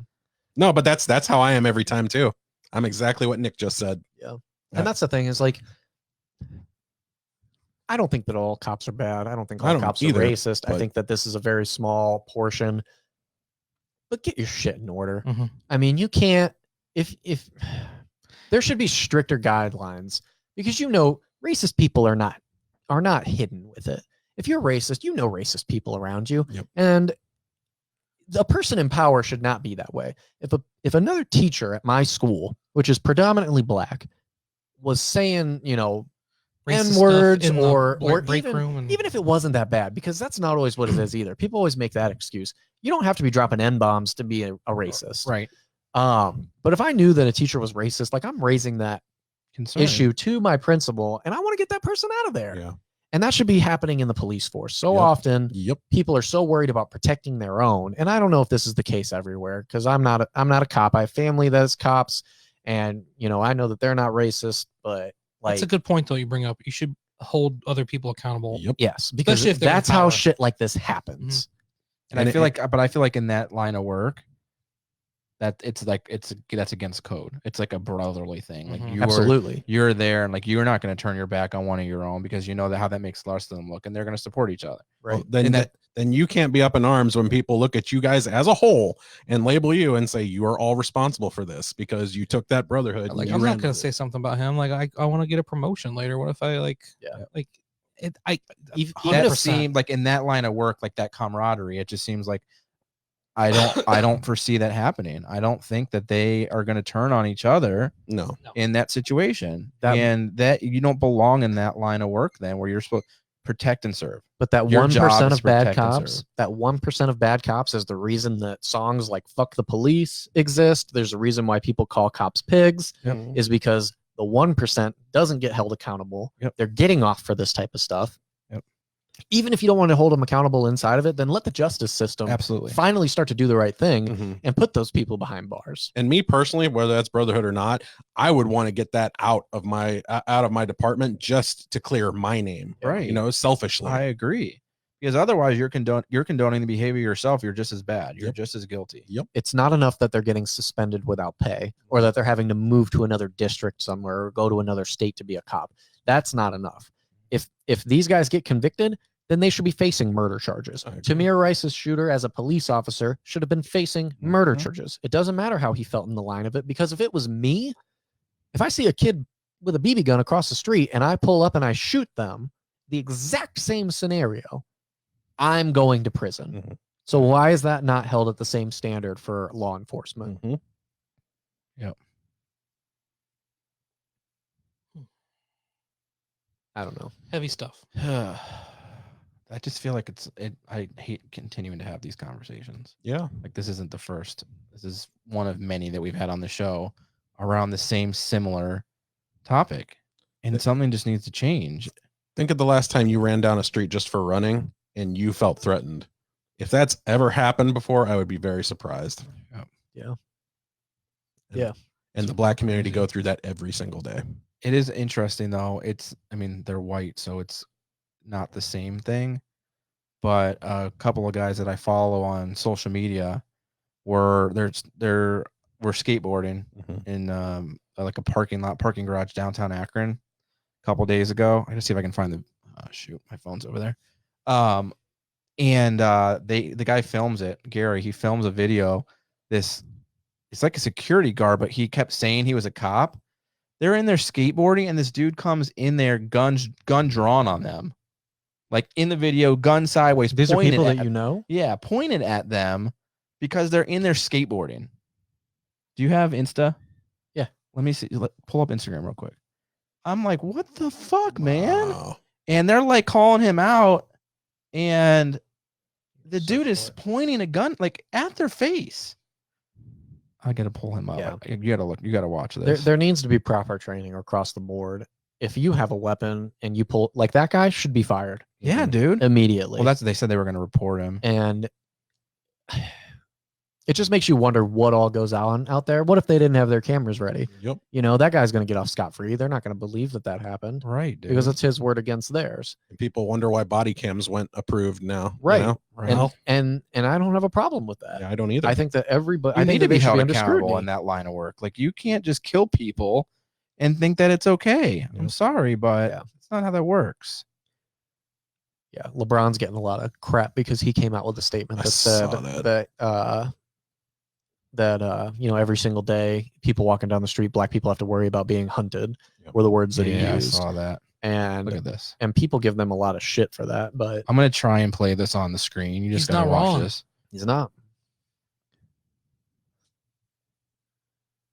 Shoot.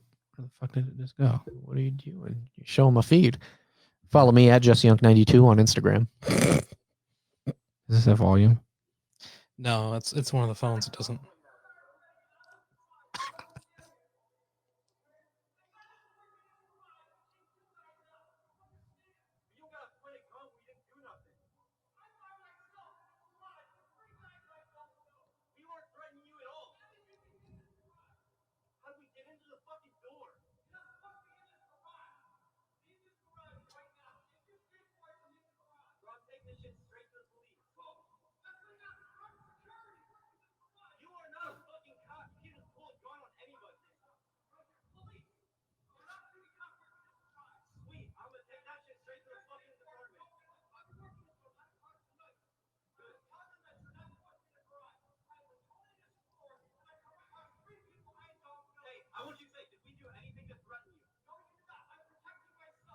No, you did not. I was protecting myself.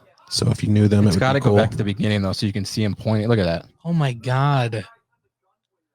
3 guys I don't know. So if you knew them, it would be cool. Just pointed at you on a skateboard. Yeah. That's ridiculous. What is this? 1985? Dude, that's just crazy to me. That's insane. That's so Like scary. I can't imagine how awful. And that's what people deal with every day. Yep. Could you imagine just out? Like we were set up in a truck one night late something after they were closed and someone came and fucking pointed a gun at us? Yeah. Like that is just like straight pointed at the dude's head. There were some nights where we were That is downtown not Akron, okay. you know, where we had the cash box and we had to hide it and stuff like that. But I've never been threatened. I or can't I've never imagine being like feel that. like that. Yeah. I can't imagine that. That's awful. Yeah. Like that kind of shit just cannot happen. Did we do anything to threaten you? No. Then why is a fucking gun pointed at my head? Yeah. Right. That's the kind of person that should not have a weapon. Right. That guy should be fired immediately. I hope he is. Like we've done some things that could be considered sketchy. Being like me and my buddies, we used to go out to like metro parks and stuff real late at night, you know, just like wandering around, nothing to do, not doing anything, but like if somebody came up on you, you're in the middle of the night, what the hell are you doing type of thing. And I've never been threatened like that. That was in an open space. Those guys obviously did not have any weapons. Mhm. All he had to do was like, hey, you know, you Guys can't be in here. I'm just gonna ask you to leave. You don't leave, I'm calling the cops. Yeah. Or I am a cop. Like Or even like that, like, hey, I hate to like be a buzzkill. I know you guys are just hanging out, but you just can't be here. Right. you don't go in with What's a gun hard about with that? a gun drawn. Yeah. Those guys would probably respect the cop more after that. If you Yeah. just, oh my god, and why would he even have a gun? I just have so many questions. I know. That makes me so mad because they're just living their life. When I watched that video, I was just like, what the fuck, dude? That was in downtown Akron. Mm-hmm. That's crazy. You just And that was recently? You can't. That was just like in the last couple of days. Why didn't he have a mask on? The cop. Yeah. No shit. He should have. Fuck, man. Man, dude, that stuff like just makes you angry. It does. I watched it now, but just I was instantly upset. I'm like, this is fucking bullshit. Ugh. Like you do not deserve to have a badge. It's if you fear for your life, call for backup and then go in. But you don't approach someone with a gun drawn on them. But they're clearly just in their skateboarding. Like you knew that they were in their skateboarding. So why you're kicking them out? They don't even think like, even if your buddies were the murderous skateboard gang, you know, like what the fuck is he gonna do with that one gun? If Right. they were armed, Right. the one dude was over here that he was pointing at. The other guy's 90 degrees the other The one guy has a direction. phone in the air. They're How gonna do you know it's shoot, not a like- gun? Like you're gonna He's filming him. How do you know he's not holding a gun? if they were in a It's danger, if they were a unreal. danger to you, you'd be fucked, even with that gun. Right. Yeah. If I have a gun and 3 people are armed and dangerous, you don't put yourself in that I need to situation. know who that so person what the is. fuck are you Call thinking? for backup, man. I need to like send that to people that I know that work in the Akron Police Department. And the thing is, And, no, like, no matter how many, I'm sorry, I didn't mean to cut you off. In the meantime, like as many times as you watch that video, like think about it from the kid's perspective. Yeah. No matter what we're seeing, it's not half as No. terrifying as what they're going through. No, I now. feel bad. I Yeah. feel awful. I mean, I can luckily say that I've never had a gun pointed at me. I can't imagine. I have. I know how I feel when somebody accidentally flags me, like out of range, and that makes my heart jump and Yeah. like I can't imagine a person pointing a gun at me with the intent to possibly kill me and be able to recover from that Yeah. just from that alone. But see, mine, Yep, that kid made like one wrong move and that cop actually felt threatened. over. Done. Yeah. They would justify it somehow. And it's happened twice for me, and it's just because of what Nick and Ryan were talking about. I had cash. I was guarding a cash register. I knew what they wanted. Once they got it, they were going to get out of there. I have never gone through even half of what those kids are going through. Yeah. And what Aubrey went through. It's crazy. It's just awful, man. Just got to continue to have the conversations. Don't be afraid to talk about it and share it. You know, talk about it with your friends, you know, that are African American or whatever. Like, we need to be talking about it just as much. We need to be active in it just as much as we are about other stuff. You know, when we're up in arms because we want our barber shop to open. Well, this kid just got murdered in cold blood. How about we're like up in arms about that and we talk about it? Yeah. You know, like there's got to be more conversation around that type of important stuff. And I just hope that there's justice served and that those guys do not get off because they don't deserve to. We'll just have to see what happens in trial. Guys got my legs shaking and shit over here. Dude, I'm pissed. I know, man. Because imagine if those guys were black. One of them probably wouldn't have made it. You know, well, like, you know what he actually said too in that? He said, thank God his friend did not come that is black because he was invited and something came up. And he said, I can't imagine how this would have went otherwise. Yeah. It's in like the comments or something on there. He straight up said, we invited our African American friend as well. And thank God he did not show because this probably would have ended differently. Which is sad. Whenever I used to hang out with my friend Gerald all the time, we used to go to movies and stuff, I would get pulled over way more with him in the car. People would follow us around the grocery store whenever we would go get snacks. I never had that problem. Right. Stuff that's whenever I started to realize that it's the stuff that I take for granted. Mm-hmm. Just going to do a convenience store, like whenever I leave here, I used to just go to the gas station on my way home. And you don't have to worry about someone's watching you. No. Like thinking you're going to rob them or steal from them. Yeah. It's just sad. People just need to fucking open their eyes and realize like things are different. It's not. And it's sad because how long it's been, it's never going to change. Like this has been going on for so long, and you would think by now. And whenever you visit the South or you go anywhere down there, and like you think up here it's a little bit better. And I mean, there are some pockets where it's bad. Yeah. But whenever you go down south, it's like nothing has ever changed. Oh yeah, it's bad down. There's some parts of the South that are still living like Civil War never happened. Like Confederate flags stuck in their trucks. Yep. Like it's just sick, man. Every time I go to North Carolina, I just get blown away by it. Yep. And I've heard that because Carolina is like one place I've always wanted to move. And people tell me, they're like, you gotta be careful where you move because it's still very racist down there. Yep. Like, I don't want to be a part of that. I know. Yeah. But you can be the part that changes it. And I honestly wish that people would open their fucking eyes by now. It's like rough, it's 2020. man. Like, and And we're then, still like whenever I go down to Columbus and like I hang out with Gerald whenever we see each, we always have like a really good, like socially conscious conversation about stuff. Yeah. And he just laughs about it. And that like breaks my heart. Yeah. Because I know the way like he deals with being like prejudiced or like people looking at him in a different way. They use humor to He just like laughs up. to cover it up. It sucks because you can see like it's something that I just wish I could help change. It's something I've always struggled with. Yeah. Because it just like bothers me so much. But what we can do is talk about it. He's got to talk about it. You know, open people's eyes, start conversations, which is good. Yep. All righty. Well, that's it for Let's Get Social. Definitely a more serious conversation. We're gonna try and lighten things up a little bit, and I'd say we get into Hollywood Report. We'll talk about some exciting stuff going on there, and we'll just go from there.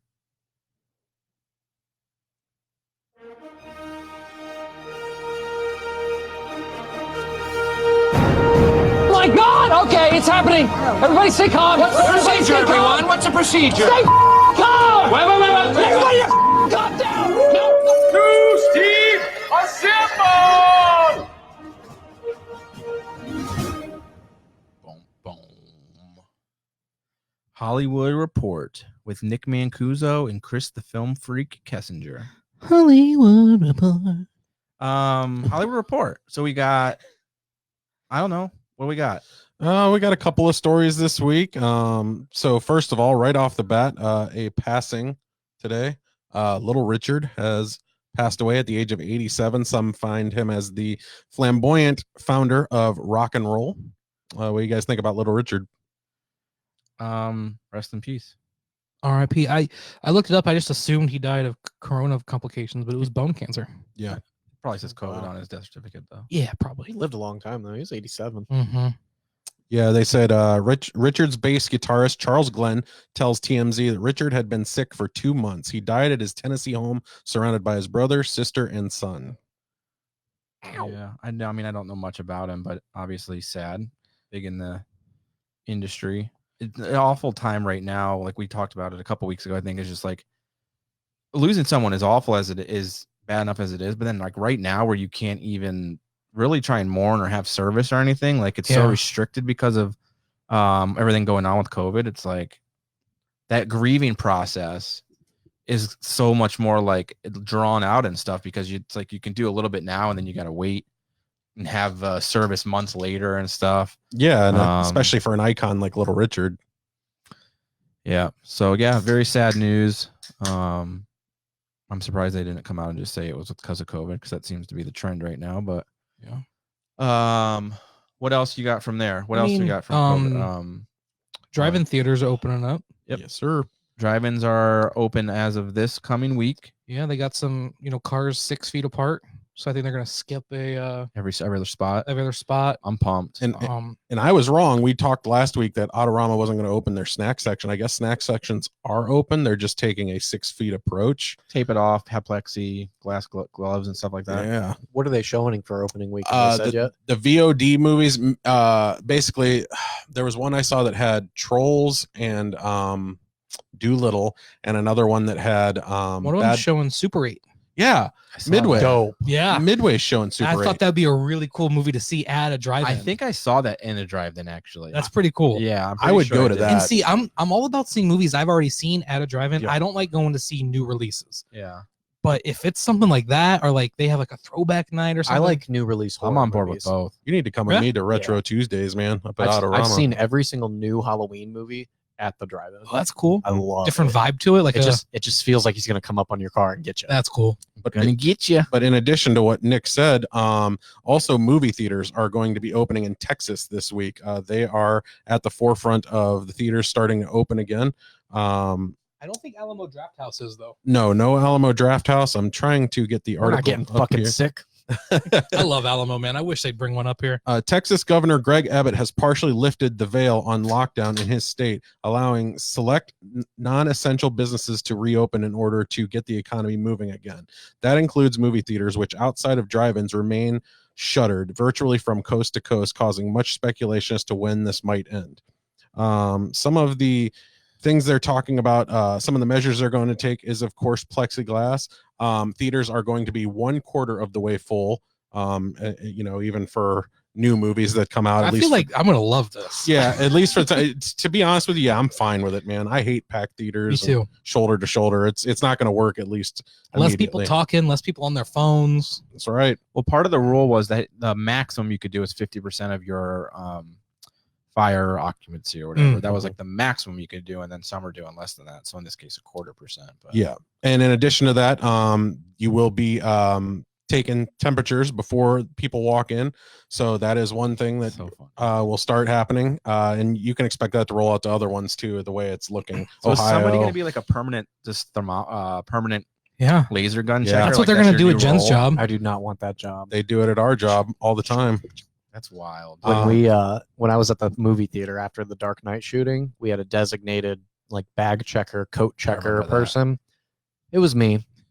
It was terrible. Yeah, like people are gonna bitch about that thermometer thing big time. Oh yeah. We had a guy who was like a hypochondriac to the max. He would bring in a book bag full of cleaners. He would wipe down his chair every time that he sat down. He was ahead of the curve. Literally. But like people, like, he freaked out because I wouldn't let him bring any of that stuff in, which I didn't know he was bringing it in initially. But like one time this lady cussed me out because she clearly had like Twizzlers or something in her bag. She didn't want me to look, and I'm like, lady, you're not getting in here unless you let me look in your bag. Like, it's policy. It says on your ticket, says on our glass, we're checking bags or you're not coming in. And she tried to push past me, and like my security guy had to come up and like kind of push her back a little bit. And Damn. She ended up going back to her car, putting her purse in there because she would not let me look in it. Yeah. I was like, I don't give a fuck about your Twizzlers, lady. So I like, just don't want you bringing your gun. Maybe she didn't. Maybe she had like a dildo in there. She wanted to take in for the. I don't care about your dildo Magic either. Mike. Like, here's my thing though about like the temperature thing. Like, not for nothing, but like if I've got 101 plus degree fever, I ain't feeling good enough to go to the movies. Yeah. That's true. Like, so I think that's just kind of, I mean, I get it, whatever, but it's just kind of weird. Like, Also, 101 degree fever would not keep me out of Tenet. this freaking guy. Ooh, Nor that's would true, man. nor Endgame or Avengers. Ooh, now that's gonna be tough. I'm gonna be there. I don't give a shit. That's how just sick I am. July. if dude. I have a fever and The Tenet thoughts and comes comments out, of Jesse Unk do I not am reflect but waiting Made in to my- Motivate podcast in any way. I am waiting in my car with an ice pack on my head, and then I'm running to the.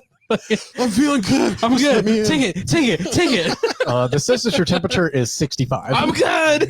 One last detail to that story. As for concessions, the theaters will provide paper salt packets and change the butter dispenser so nobody has to touch anything. I don't like self-serve butter anyways. What? I don't like self-serve butter. You don't? No. Why? It's gross. It's always gross. It's always messy and disgusting. Put it on for me. I'll Gotta ask put for a straw in extra. it, Yeah, get a Jesse. straw. No, I'm good.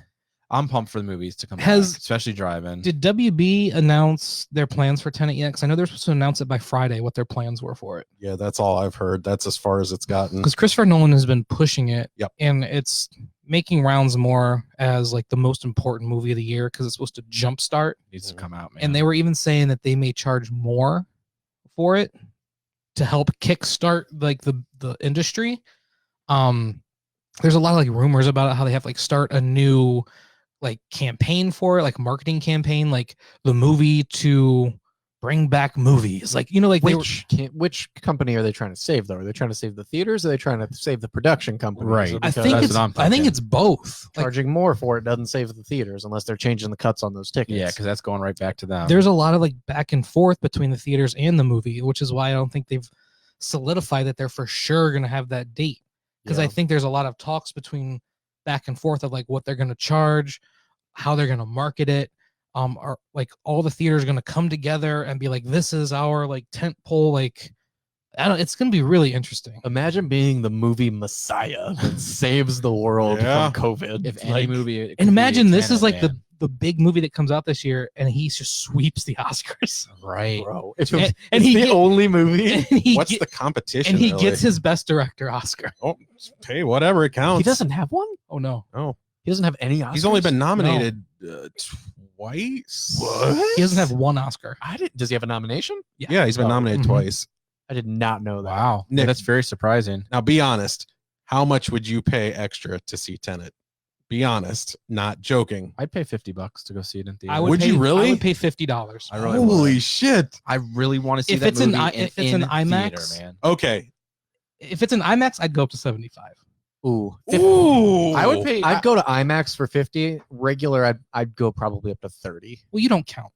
You're cheap. Fuck me, right? I truly would. I'd pay 50 to see that. I think in 50 is a theater. good. 50 is a max. I would pay $50 Yeah. to see that in theater. realistically. I'd pay 50 for IMAX. Think about how much money you've saved on not going to the movies because they've been closed. Yeah. I'd pay $50 to go see Tenet. I want to see that so bad. After in I, a theater experience. whenever I got done seeing that prologue, Mhm. Bro. after in front of Birds of Prey, Yeah, you're further than the rest of I us. can't. I want you guys to an experience like in the. I need. I to. miss it so much. I'm like the master hacker on here, and I still have not. I found can't it. find it Yeah. either. It's impossible. Yeah. I don't understand how It they gets do shut that. down, man. So two more quick bits here, guys, for the Hollywood Report. The Mandalorian season 2, looking like Boba Fett is going to make an appearance. Like it. Yeah, I hate that they announced it though. Oh yeah, true. It would have been such a cool Just for it thing to not be a to spoiler. just be like, just him show up. just like Baby Yoda. Like we Yep. didn't know that going in. Right. It would have been so cool just to see him just pop up and. I wonder if they're going to go into his backstory of like, Ooh. because this movie takes place after the Return of the Jedi, yes. and he dies in that by falling into that Sarlacc pit. yes. And everybody's all the I've never read it, but like the Star Wars people tell me he climbed out. Yeah.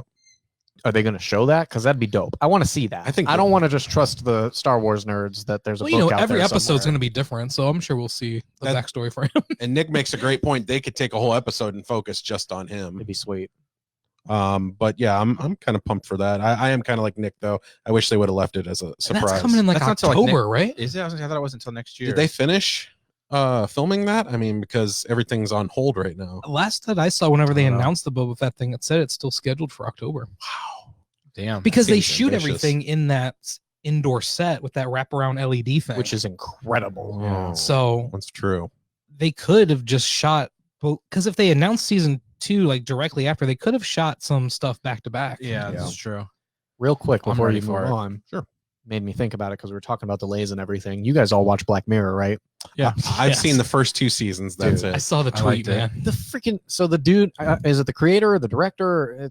They're all directed by other things, but the creator of Black Mirror came out and tweeted that the world is in too dark of a place right now I did hear for this. season 6. Yeah. I mean, Dude, it's a pretty dark. Fuck me up. I'm pretty ready. dark I don't show. care. I don't Like, know, man. That must mean that they got some Fire, man. fire. dude. I just I'm watched. so ready. I just watched Bandersnatch. So so I've seen that. oh, did you? I For just the got first around time? to watching it. Yeah, How long did it take you to watch it? I did. It took me 2:45, I think. Mine was really short, Was it? and then I went back and kind of looked at all like the Easter eggs and Yeah. stuff. So, funny story connected to Black Mirror, real quick. I was watching Community because we're going through it for the first time, Mhm. and there's an episode where they this app development thing comes into the community college, and they want to beta test an app called Meow Meow Mix or something like that. But it's like a rating system, Oh, and it's the exact same episode as Nosedive with Bryce Dallas Howard. I love that. Where there's all the good voting. episode. You rate each other. So I'm sitting here and I look at Steph. I'm like, they fucking stole this. Mm. 2 years before Black Mirror ever came out with it, and I'm talking, it's identical. Gets into the social class of the ratings. Gets into So Black Mirror stole it. so there. I googled it after that because I was like, there's got to be a lawsuit or something because this is way too close. And there's like a whole bunch of stuff on like Reddit and stuff where the creator know about the Community episode before he made Yeah. this, blah blah blah. But there's nothing that I saw about like legal action. it's a lot pretty- of carbonation in this Dr. Wow. the theme, Wow. the theme isn't really that off the wall, like especially nowadays. So It's not. I but could see you. I going away love with to like that. create like Black Mirror episodes in my head. Yeah. What try to like What's your favorite Black Mirror episode? the bees? Is it? Yeah, Dude, the that's my Bees is second favorite. wild. I know what your favorite is. It's The one we White, watched together. White For Christmas. Christmas. Yeah. Oh yeah. So good. You know, It's excellent. Because there's like 3 stories going on in that, and you don't see the ending coming on any of see, I them. never saw any of the new ones though, so I don't think I should. Have you seen the bees one? The bee episode? Yeah. Oh yeah. Yeah. Okay. But I didn't see like the Miley Cyrus one. That one was actually really good. I Yeah, haven't it seen wasn't that one bad. yet either. It's good. Okay. That wasn't bad. And the last thing, we don't get to talk much video games, but I know 2 gentlemen here will help me out. First of all, Last of Us 2 spoilers did break Oh online. my gosh. We're not going to We're say not gonna anything. We're Did you not- see the spoilers though? No, but I was hoping you would kind of fill us in. I'm not going to say anything about what they are, but Mhm. apparently one of the developers was like fired. This is a theory, it's not like proven Mhm. because there's some other things that dispel this, but I guess like the main theory online is that one of the developers was like fed up with the toxic work environment of whoever develops it. It's Insomnia, or I don't know who develops it, but they were Naughty Dog. that was what first popped into my head was Naughty Dog, but I don't think it is. But anyway, it doesn't matter. They were like fed up with the work environment, and they had a bunch of files on their computer. Mhm. And there's I don't know if it's the very end of the game, if it's the beginning, the middle, but there's a very, very important plot point, and It is Naughty Dog. it is Naughty Dog. Yep. So it's a very important plot point that deals with the main characters, all of the main characters, Mhm. and just some stuff happens. I'm not gonna say anything, I And know, it but I ruins just- the game. It's like it's not a movie. It's a video. but game. it's one of the No, bro. best I never games played it. to ever come out, and the storyline is cinematic. The It Last is- of Us, the first one, is the only video game I have ever played that has made me cry. What is it? It's a post-apocalyptic game. This is the premise for the first one because I haven't played the second one, obviously. But the first one starts off where you basically, the first level is the opening of the world ending. This fungus or type of thing, it infects your brain, basically turns you into zombies, but then it takes you to a point where you can kind of become like this. You're like a monster, but it's almost like plant-like. It's hard to describe. You have to kind of see them. But there's these different levels of infection that you get, and it's your typical post-apocalyptic survival thing.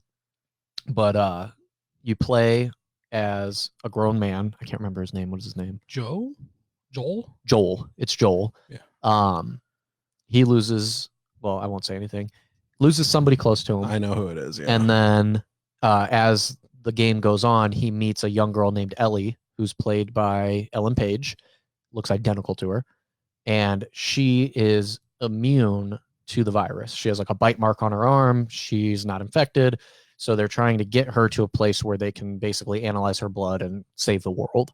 And the whole game is just you getting her there. But the story and the relationship between those two characters is what makes it so good. It's if you haven't played it, you should play it. Like even if you're not a gamer, check it out. Or even if you don't so play good. it, there's like people who've played through it on YouTube, and you can just watch playthroughs. That's the way to go. It's like a movie. Yeah, it is like a movie. So people were like taking the side of this developer rogue, like, well, fuck them. If they're not a good work environment, we'll spread this, and it's everywhere. You're ruining it for everyone else, though. Yeah, Like, that's not take fair. your unhappy work environment up a different way. And it's not like people aren't going to play it. Still. I know. You're not hurting them. And then other people are like, well, some of the other developer, like this game's been in development for like 4 years or longer, and it's like they just ruined all of their hard work because it's not just a little spoiler. It's huge to the storyline. And the amount of detail that goes into this game, like when the first one came out, it originally was released on PlayStation 3, and then it was later on. So it was one of the first games that was Is it released only like with the PlayStation? PlayStation 4. I believe so. Oh, not playing with them. But it was beautiful on PlayStation 3. Yeah. Like it didn't even like PlayStation 4 looks totally like amazing. I can't wait to see what this looks like on PlayStation 5. But like to even look that good on PlayStation 3, I mean, this thing is detailed. It is like the lighting in it, the moss on rocks. You like, forget you're playing a everything game. in it is incredible. Yeah, I'll have to watch some videos. So it of just sucks because I kind of stumbled across it, and I like, oh, these people look familiar, and I'm like, oh my god. Yeah. So it just got, and like, Spoiled. yeah, but whatever. It's not like it was Endgame that got spoiled for me. They all died. Nick would have shot some. Did Endgame get spoiled for you? No. Oh. I completely shut the internet off for that week. Yeah. And then another video game news, that trailer you sent me. Assassin's Creed. I was just about to bring it Assassin's Creed up. Valhalla. I watched that 4 times on my TV. I've It's never gonna be been super into incredible. that game, but the Either have I. video looks I'm getting this one. I insane. pre-ordered it Yeah. on Ubisoft's website. Yeah, that trailer is. It always amazes me, the graphics, but one thing I always do get let down by is they always have these incredible trailers, and then you play the game and it's not. Yeah, the but same. It's because these are cutscenes. But the But it cutscenes, looks insane. like the cutscenes in God of War, yeah. Yeah. man, Yeah. that's what that reminds me of. I've been playing God of War And that recently. the main Viking in this looks like Charlie Hunnam from Sons of Anarchy. Like he could totally, if he grew a beard, just play that part. Yeah. So some cool games coming out if you're into gaming at all. Yeah. So yeah, movie theaters opening up, drive-ins this coming week, movie theaters shortly after. I think golf courses are open now. Golf courses were open. Yeah. Yeah. Chris, you said mini golf is starting to open, right? Mini golf, they're talking about mid-May. So if not next week, the week after, it's looking like. So we'll be able They'll to fall take under your that belt. retail probably. We're gonna take that belt right off you. So wait, we'll talk about that later. I'm confused about the way that the setup is, but that's an off-air thing. Cool. Hollywood Report. The setup doesn't matter. Chris is going to win anyway. Right? Little does he know, during this crisis, I've had nothing to do but hit golf balls into coffee cups. Man, for 2 months. The whole TikTok. The whole golf, like, fuck, what was it? TikTok? Yeah, the golf like TikTok world. Yeah, it's crazy. It's man. insane.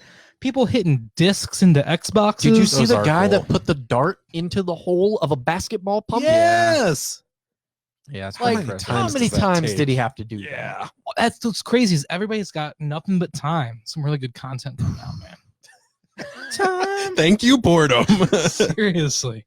Oh man. Well, we got to hit up Locker Room Talk and Made to Motivate still. Let's do it. Let's do Made to Motivate really quick because it's a real short one, and I know it's our most favorite segment.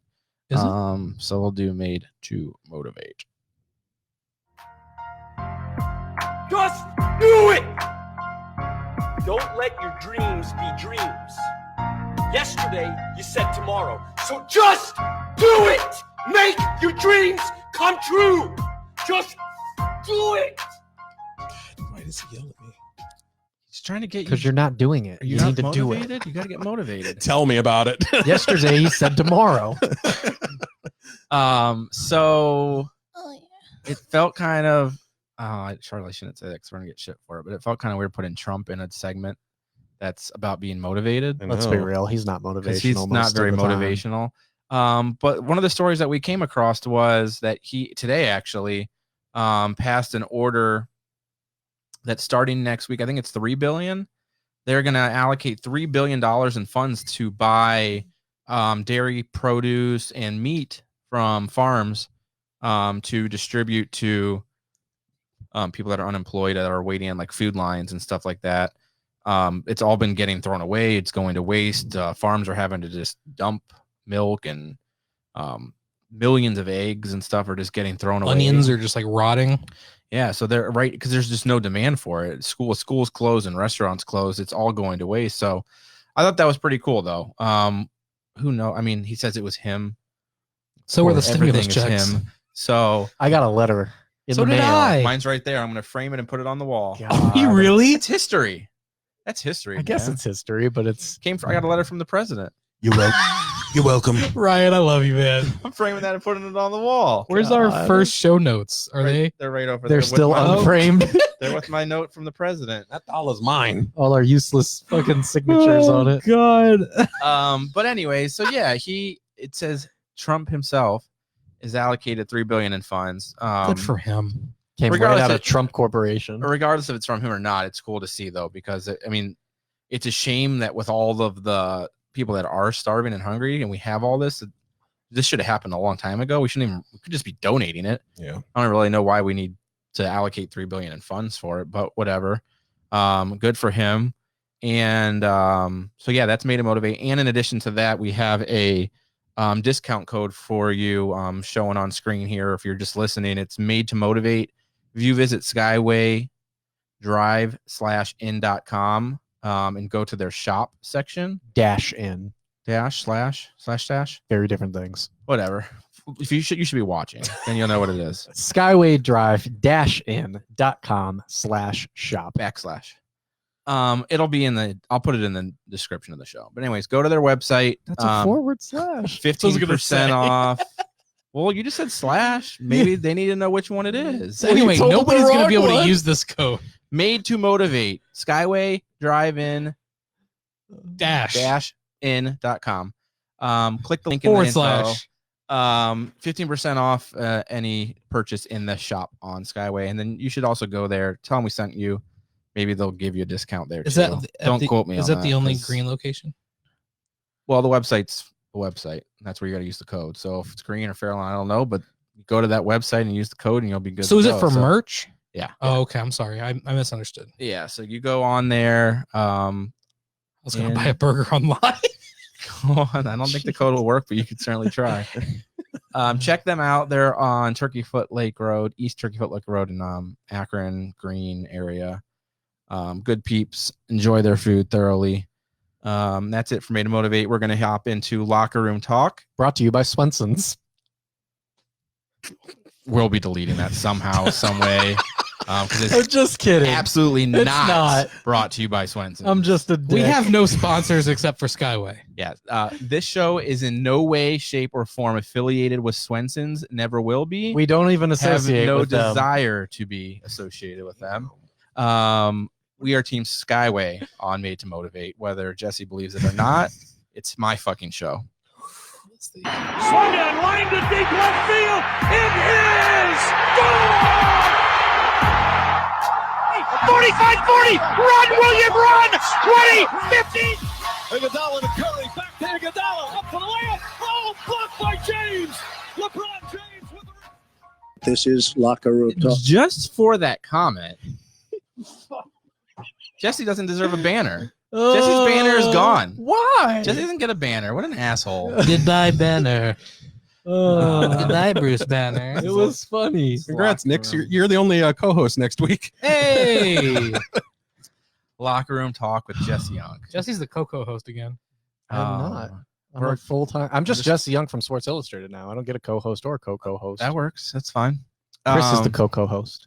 We got lots of locker room talk, I think. This is a long show. We've Fine. got The Last Dance, talking about that for the week. Yep. Last week, I mean, the show's just good. I don't even know if we really need to get into super in depth with it, but Chris, quick synopsis on the last 2 episodes. One was a big one with his Nike endorsement and the Olympics, playing on the Olympic team, and him like revolting against Reebok. Yeah. And Basically you had, taking it through the Unstoppable Bulls, which was the 92 age against the Blazers. Yeah. Boy, what Michael Jordan said about Clyde Drexler, I'll tell you did what. him dirty. Yeah, That's disrespectful. he did do him dirty. And then the second episode of last week just basically took us through the marketing of Jordan and his overexhaustion coming, off a three-peat, his first three-peat. It's really been interesting at this point, man. I'm digging the behind the scenes stuff, and I loved just to look at like Steve Kerr and Tony Kukoc, those pivotal pieces too. Dude, they roughed him up. Yeah. Oh, it was God, interesting to see how they played Tony Kukoc in the Olympics and how just awful they were to him. And that was a thing to get back at Jerry again, who Yep. loved Tony Kukoc, was bringing him in as like the next Michael Jordan on the team, and they took it so personal. While and- Pippen is like not getting paid, and they're like trying to sign him in place and stuff. Yeah. It was good. It's just a good show, man. I'm thoroughly enjoying it. We'll have episodes 8, 9 tomorrow, or 7 and 8 tomorrow. 7, Yep. 8 tomorrow. The amount of crying that Jordan has done about the media in this show, though, like during the recording where he's just like, I can't handle it, man. All this stuff going on, and I wouldn't trade this life for nothing, or I wouldn't about the be wish like this Mike? wife on anybody and all that other stuff. Wish his wife? Wish this life. Okay.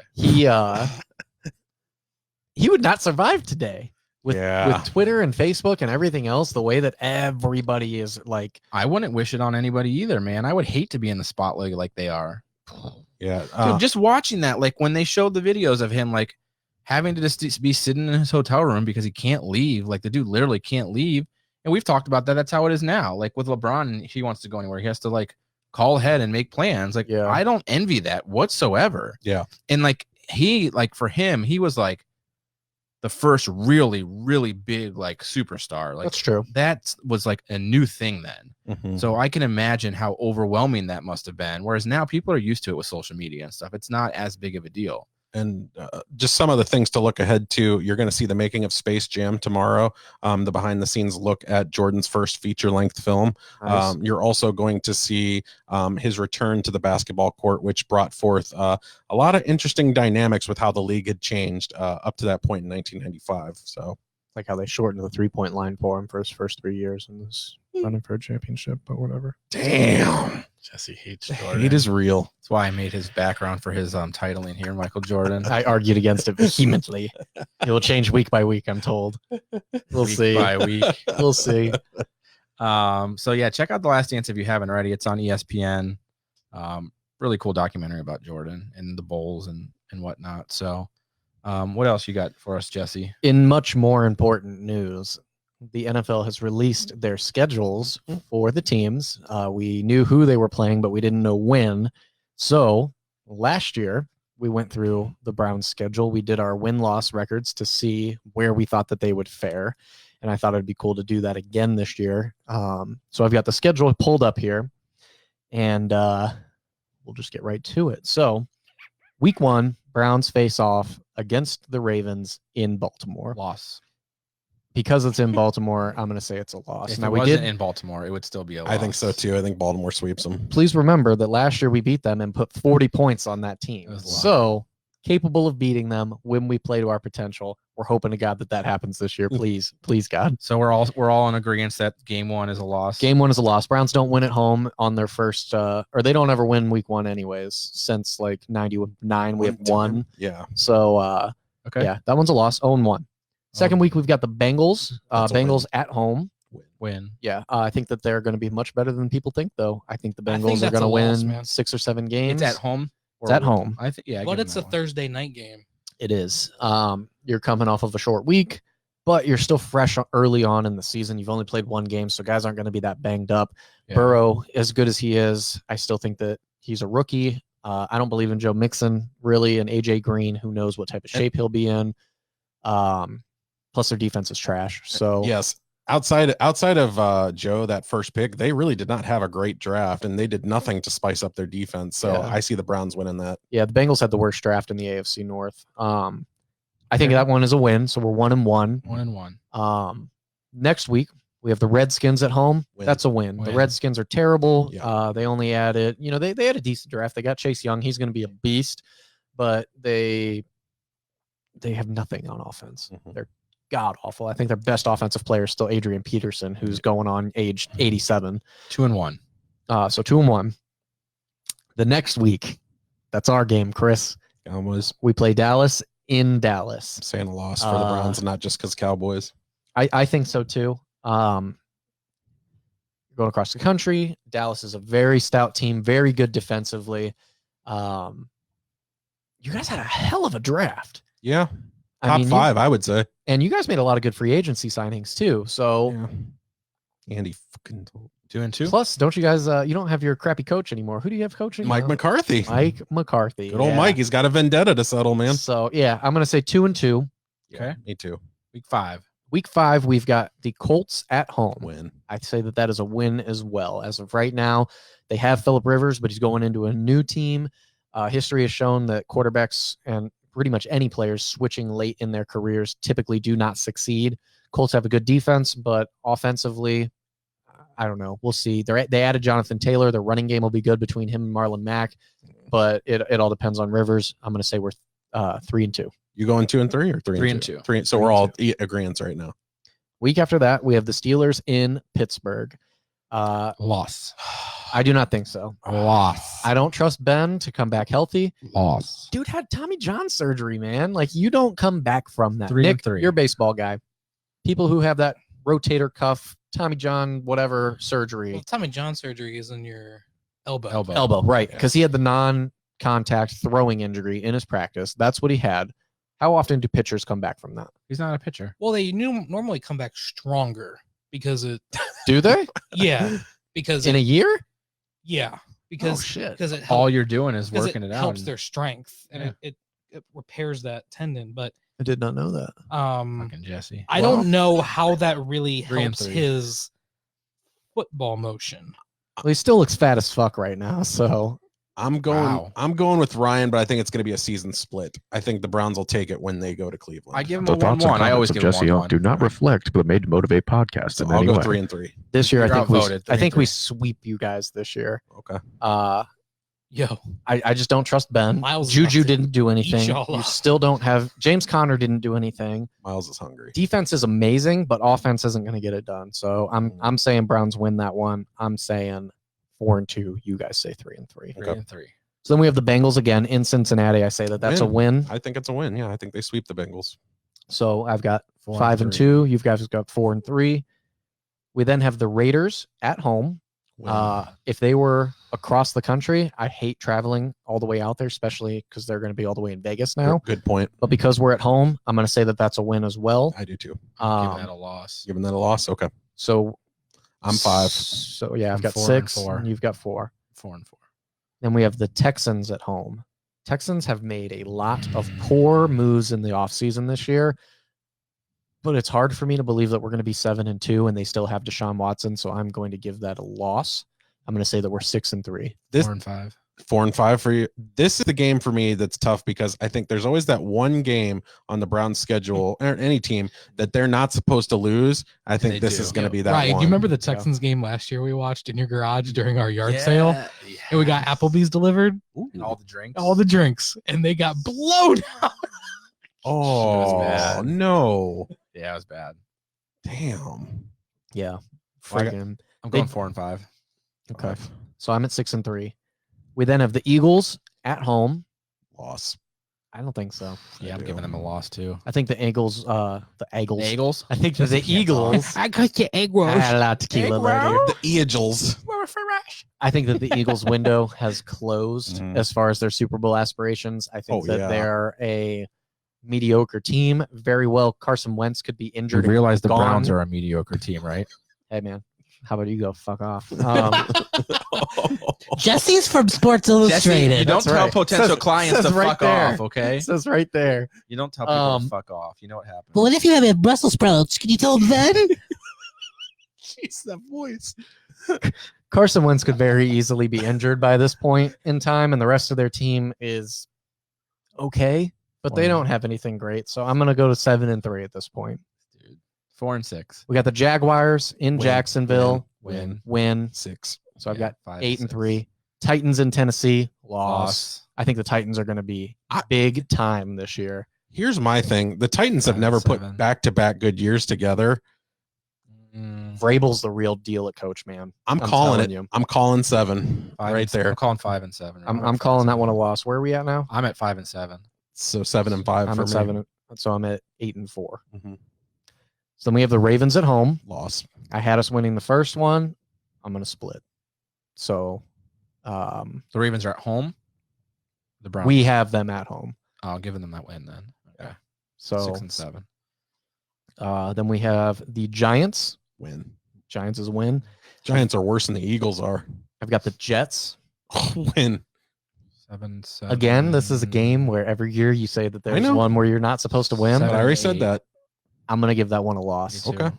2 weeks in New York. Both of them back to back in New York. Mhm. People get distracted near the end of the season. You're not as focused. Looking forward to the Steelers the next week. I'm going to say that one's a loss. So right now I'm at what? 10 and 5. Okay. I'm at 7 and 9. And then finally we have the Steelers at home, Win. being at 10 and 5, fighting for the playoffs, hoping to get in there, banking on the fact that I don't believe in Ben this year. I say we finish 11 and 5. 7 and 9. 10 and 6. Mine was 9 and 7.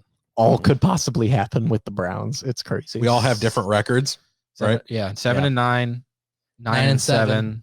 10 and 6. 11 and 5. I think I win. Do you want to do pizza for whoever gets a winner? We should. You Whoever's should. the closest. Yeah. Hey, We did last year. we can do it. 7 and 9. Yeah, Jesse ended up buying pizza a lot last year. Did you get the pizza? It actually. Yeah, we made We never okay. got it from Rassisi's though. No, we'll just get Strickland's. Ice cream pizza, Wow. soft serve pizza. So that's the Browns Fine. record. Yeah. They're supposed to kick off on time, like we've said before. Yeah, that's the plan as of right now. That's the plan, and we're sticking to it. Tonight, actually, probably right now, UFC is supposed to be having a fight. Currently. Yep. Ronaldo Souza's cornermen both tested positive for corona, though, And he did. and they still are gonna have the fight. How? I Well, no. He's out. He's out, but they're still continuing the fight, even though they all still. I don't know. That seems sketchy to me. The show is still going on. Souza's Show out must as well go as his 3 other cornermen. So who's fighting? Oh, Coronavirus. it's a stat card. Yeah, it's a stat card. There's 2 title matches. Oh, I thought that you said the person who had the coronavirus was fighting. No, he no. was supposed to fight. Yeah, he was supposed to. He's not Oh, anymore. They took though. him out now. Yeah, so They're just continuing like I on see. with the UFC card, but he. will Are there not any be fighting. fans or anything? They're just them. no fans. Nope. So corny. It's so silly, man. That's- One of their guys came out during the prelims and high-fived a bunch of invisible people and just acted like they were there. That's what wrestlers are doing. Like they're talking, in an interview or something, and they're like waiting for the pause, like the No roar one- of the crowd. At the one wrestle event, you see that they pan to the audience and it's just empty chairs. Yeah, It's fantastic. that was. So I awkward. think that was the week before Mania. I know Stone Cold came out and it was awkward. It was strange because that's a fan-dominated wrestler. Yeah, dude. It's just got to be weird for them to try and have to, like, that mentality is just weird. Like you Yeah. expect to hear those cheers and boos and like crowd interaction, and Adrenaline. Yeah. man, that sucks. So UFC is supposed to happen tonight. Did they ever buy their island? No, they did buy it, but they're still constructing everything together. Yeah. So he said it's not going to be ready. Dana White said till I think the fall is when they're. Is that their probably- permanent home going forward then? It seems that way, or just anytime whenever something falls through, because Vegas is always screwing them over with the fight commission and all Yeah. that. So this is a way to just go there and say fuck you. It's I just cannot wild. wait They're for gonna buy Fight an Island. I kind of want to go to Fight I Island know. too. Fight Island sounds dope. Imagine the movie. It's like Mortal Kombat. They just go and fight, have a free for all Bro. tournament, and somebody wins the ultimate. Some of my favorite like old Fight school Island, wrestling bro. matches back with like WWF, where they were outside Yeah. in an arena Oh yeah. with Bash like at the the water. beach. They'd be on like Mhm. the beat. Bash at the beach was Mhm. dope. They're Yep. so good. Yeah, Road Wild also did that. They did them at Sturgis, like for the bike rallies Yeah, and man. all that. I love that. It's Yeah. like- What do you think they could get away with as far as weight classes and stuff go if you really had a free for all? Like, you obviously could never have a heavyweight fighting Yeah. against like a bantamweight or something, but That- like you could cross the line on some of those and have like an ultimate fighting video game style I don't know, Tekken man. bracket That'd be dope. That'd be so for the dope. ultimate belt. I think you could do like 2 different ones, like do the first 3 weight classes and do like heavyweight, That's light what I'm heavyweight, saying. maybe Yeah. welterweight, I would say, or middleweight. Dude. Yeah. One above, one below, maybe. You got the power strikes, and then you got those guys a little bit quicker. Yeah. Dude, that would be Sign me up, insane, man. Because Stipe versus Aldo would be the funniest fucking thing you've ever seen in your life. He Yeah. would pound that little shrimp into the ground. Just gets a hold of Connor or something, just picks him up. And Yeah. Exactly. Dude, I don't know, man. Connor's a tough dude. I love Connor. Me too. He ain't He's gonna be heavyweight. one of my next stickers. That dude weighs less than me. He's tiny, man. But I wouldn't fuck with that dude. Oh, kick my I'm ass. cool on I'm cool on that. So yeah. Locker room talk not gonna take 2 hours like last week. Last week we had a lot of stuff to go over. Yeah, I don't think anything really new and exciting happened. I mean, other than the season announcements, the UFC thing tonight, I mean, not a super big deal. The coronavirus thing came out like the last minute. Yeah. Other than that, everything's still on hold, so not really much to talk about. I have my first fantasy football draft next Saturday. Damn, already? Yep. What about Jeez. injuries?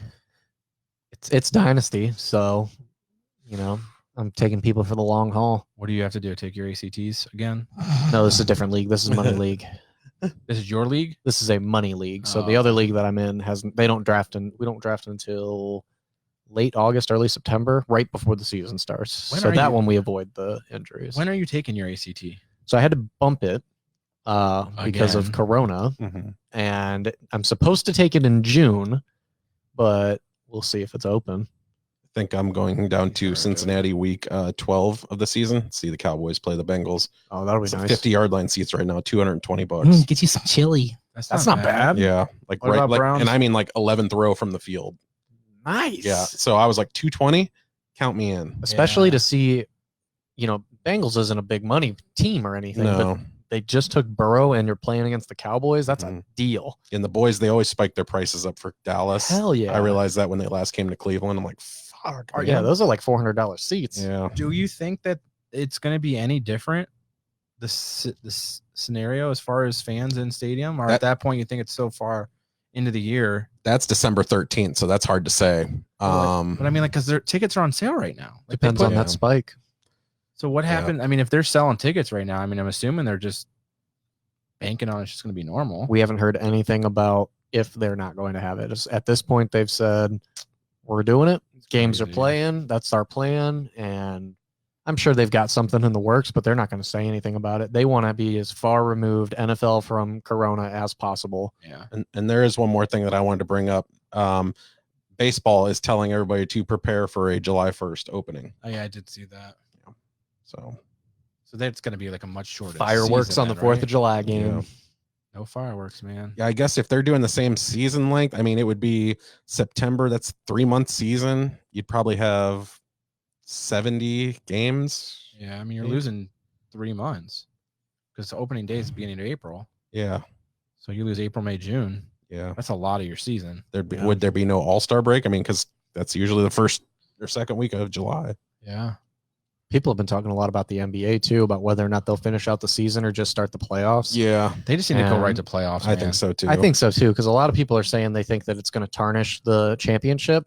But the first championship LeBron won in Miami was a 60, I think it was 60 games. It was 60 or 62. Mhm. But they won that championship off of a strike. So Unless there's that's like the some- same. We They played should just 60 do a. games. They should just do a tournament like a March Madness thing. I was gonna say, Yeah. unless They've there are like talked about any that. teams that are like neck and neck, like that could be making it in, Yeah, just go right to playoffs. Or just do like a 3-game elimination. I was Yeah. going to say they could do a play-in for if there's two teams that are tied for the 8th seed, Figure and it would have something come out. down to that. Do a play-in, one game.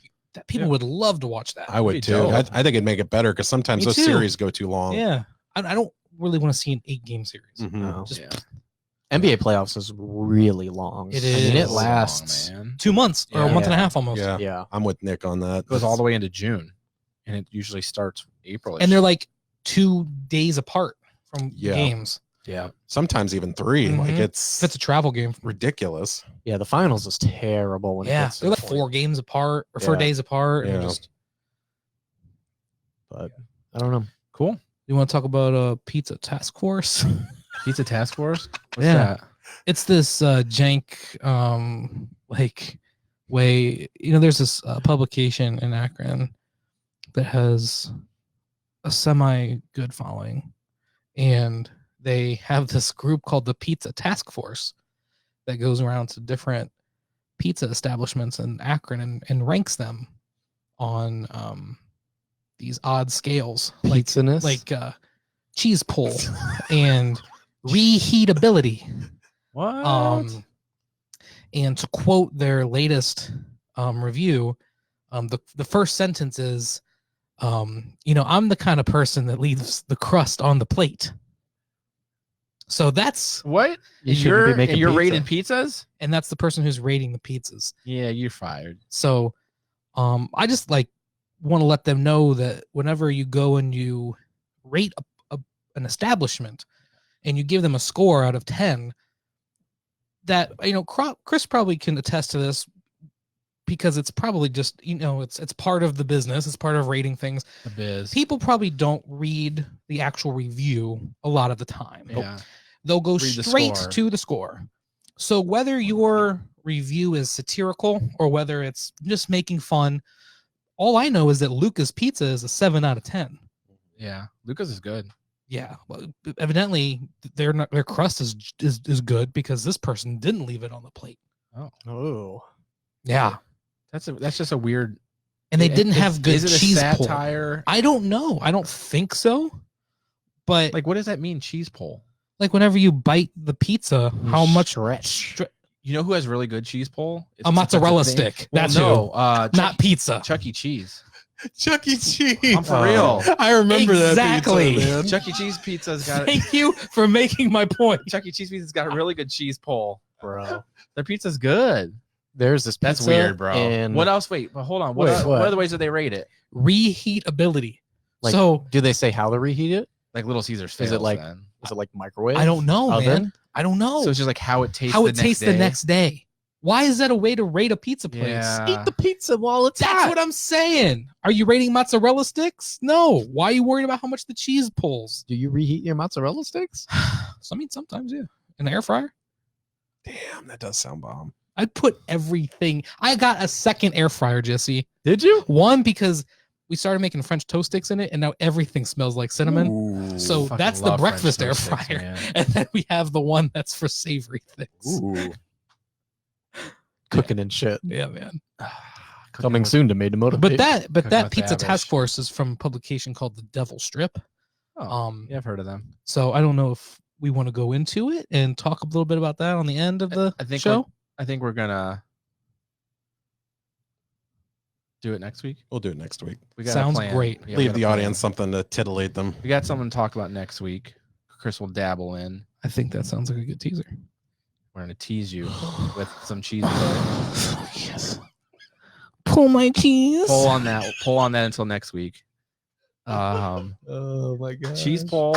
We what was the cheese pull on our pizza tonight? 0. There was no cheese pull. Yeah, it was like a 1, Yeah. maybe. Where'd you get pizza from? Is it good or bad? Romeo's. It's not Like, is is cheese pull a delicious. good thing? expensive? I guess to I these don't like hipsters, cheese they pull. are.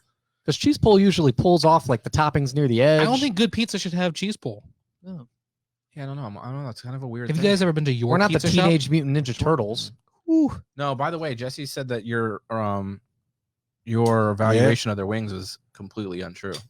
Really? I'm not a fan of their wings. Oh man, I can think they have the best wings in Akron. They like Wow. bread them Mhm. and then sauce them. I don't like it. Plus their wings are really big. I don't like an over the top big. I'm sorry you Drum. you don't like value for your Speaking of wings, we did order pizza from Romeo's know what you mean, tonight, though. and we got wings. Hey, Romeo's, put your sauce on Yes. the wings. What Yes. happened? You got We naked ordered wings? They gave us wings with a cup of sauce. Seriously. Oh, I want my wings pre-sauced. I don't want to sauce my wings. Romeo's Oven Fresh Pizza Company. I'm super Fresh is my bummed by middle the name. name. That's never happened. No, it was. How come every disgraceful. time you order something from this place For where podcast, you live, the pizza place. it just is ass? Whenever we have pizza, Yeah. we get screwed on pizza It is every pizza. time. It's because he doesn't tip well. You know that. you All of our local business pizza shops on the Made to Motivate bracket are fantastic and also sauce the wings. Rississy's doesn't have wings. They do have wings.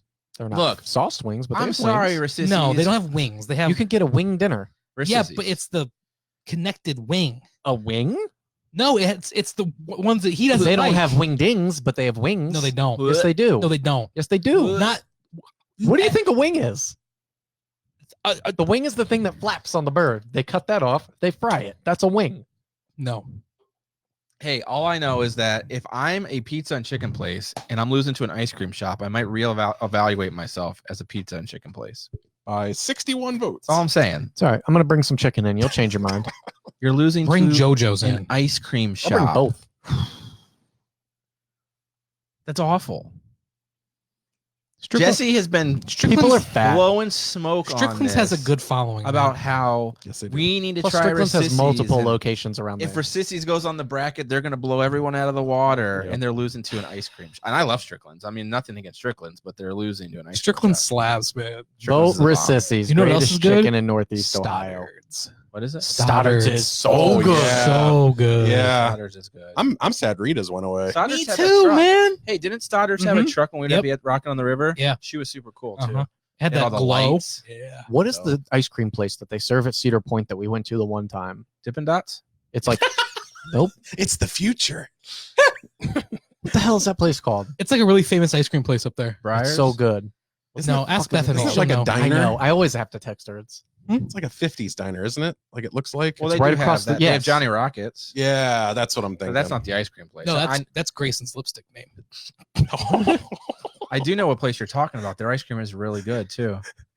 Oh, Cedar Point said that they're working on plans to get open. Yeah, I saw They're going that. to do like a virtual queue, Uh-huh. and I don't know how that works. I don't either, How do you man. implement a virtual queue? Bro, I follow this fake Disney Twitter account, and yesterday it said, we'll be open for 1 minute only. God. Well, that'll be sweet. Dude, I need Disney. There's to like get back Disney open. accounts, like people who like on YouTube who like go and like that's their like livelihood. They like Toffs. Toffs. Toffs ice cream is the Oh. best ice cream I've ever had. Damn. I like Handels. and they're just drying. Handels Who? is bomb. Handles. Oh, okay. Dude, they're chocolate peanut butter ripple. You said Did you say Handel. I know, that's Handels? what my friend calls it. Maybe she'll listen and catch it. Bomb. Dude, the chocolate peanut butter ripple. You know what's really good from there So good. that I don't normally get anywhere? Banana. Ooh. Oh, it tastes like Banana. I love like banana. cake batter almost. I don't Yeah, like I'm a real big banana, banana fan. flavor or Mm. fake banana Fucking flavor. love it. It's fresh banana there, so it's so good. Yeah. I hate banana Handles is artificial good. flavor. Sweet frog. I love sweet frog. Sweet Frog's I pretty just good. want all the toppings. Just Yeah, give me man. All, the All those little toppings. popping. popping boba. Whew. You get all the candy. Yeah. Yes. Dude. Little Oreos in there, and then the gummy Oh. bears get all hard. I don't like Oh, hard dude, gummies. gummy bears and ice cream is the best I thing know. ever. I love it. If you head down south, go to Brewbakers. I'm trying to get a Brewbakers? Not workout in your Brewbakers, jaw. Brewsters. I'm sorry. Brewster's I've had. Brew Brewster's Bakers. good. Hold on. Brew Hold on, Bakers wait, threw wait. me through a Pump- loop. Pump the Brewbaker's brakes. ice cream? What? Brewsters. Bro, you guys are talking about those hard gummies and the fucking ice cream. Yeah, man. I saw this thing, just reminded me of it on Facebook. And it's this little rubber round peg that you put in your mouth and bite down to strengthen your jaw You sounded like never mind, we're live. Yeah. and make your jaw like I've seen it. muscular. I've seen it. What was bro. the how do you do it? Your jaw like yes. It's like hey, stick out. quality TV? Quality Oh my radio. God. Our Okay. YouTube views are gonna shoot right up there. I'm done. Hey, you know what we need to do is cover a race rally. Yeah, A drift rally. Probably get like 20,000 views or something. I got to go cover Ool. I mean, I'm just saying. Probably one down in Georgia right now. to cut it. God damn. get them neons and everything, and then we'll just be like, we might surpass the Devil Strip. Yeah, might be the next big thing in Akron. All right, guys. 5 more Well, likes. I think that's all for this week. Make sure to listen on Tuesdays when we upload the audio. This will be on our YouTube channel if you'd like to watch it at a later time and make fun of us some more. Yeah. I'm gonna go take a shower. I haven't showered in like 2 months. Yeah, Nick, safe travels on your way home. And until next week, we bid you good evening.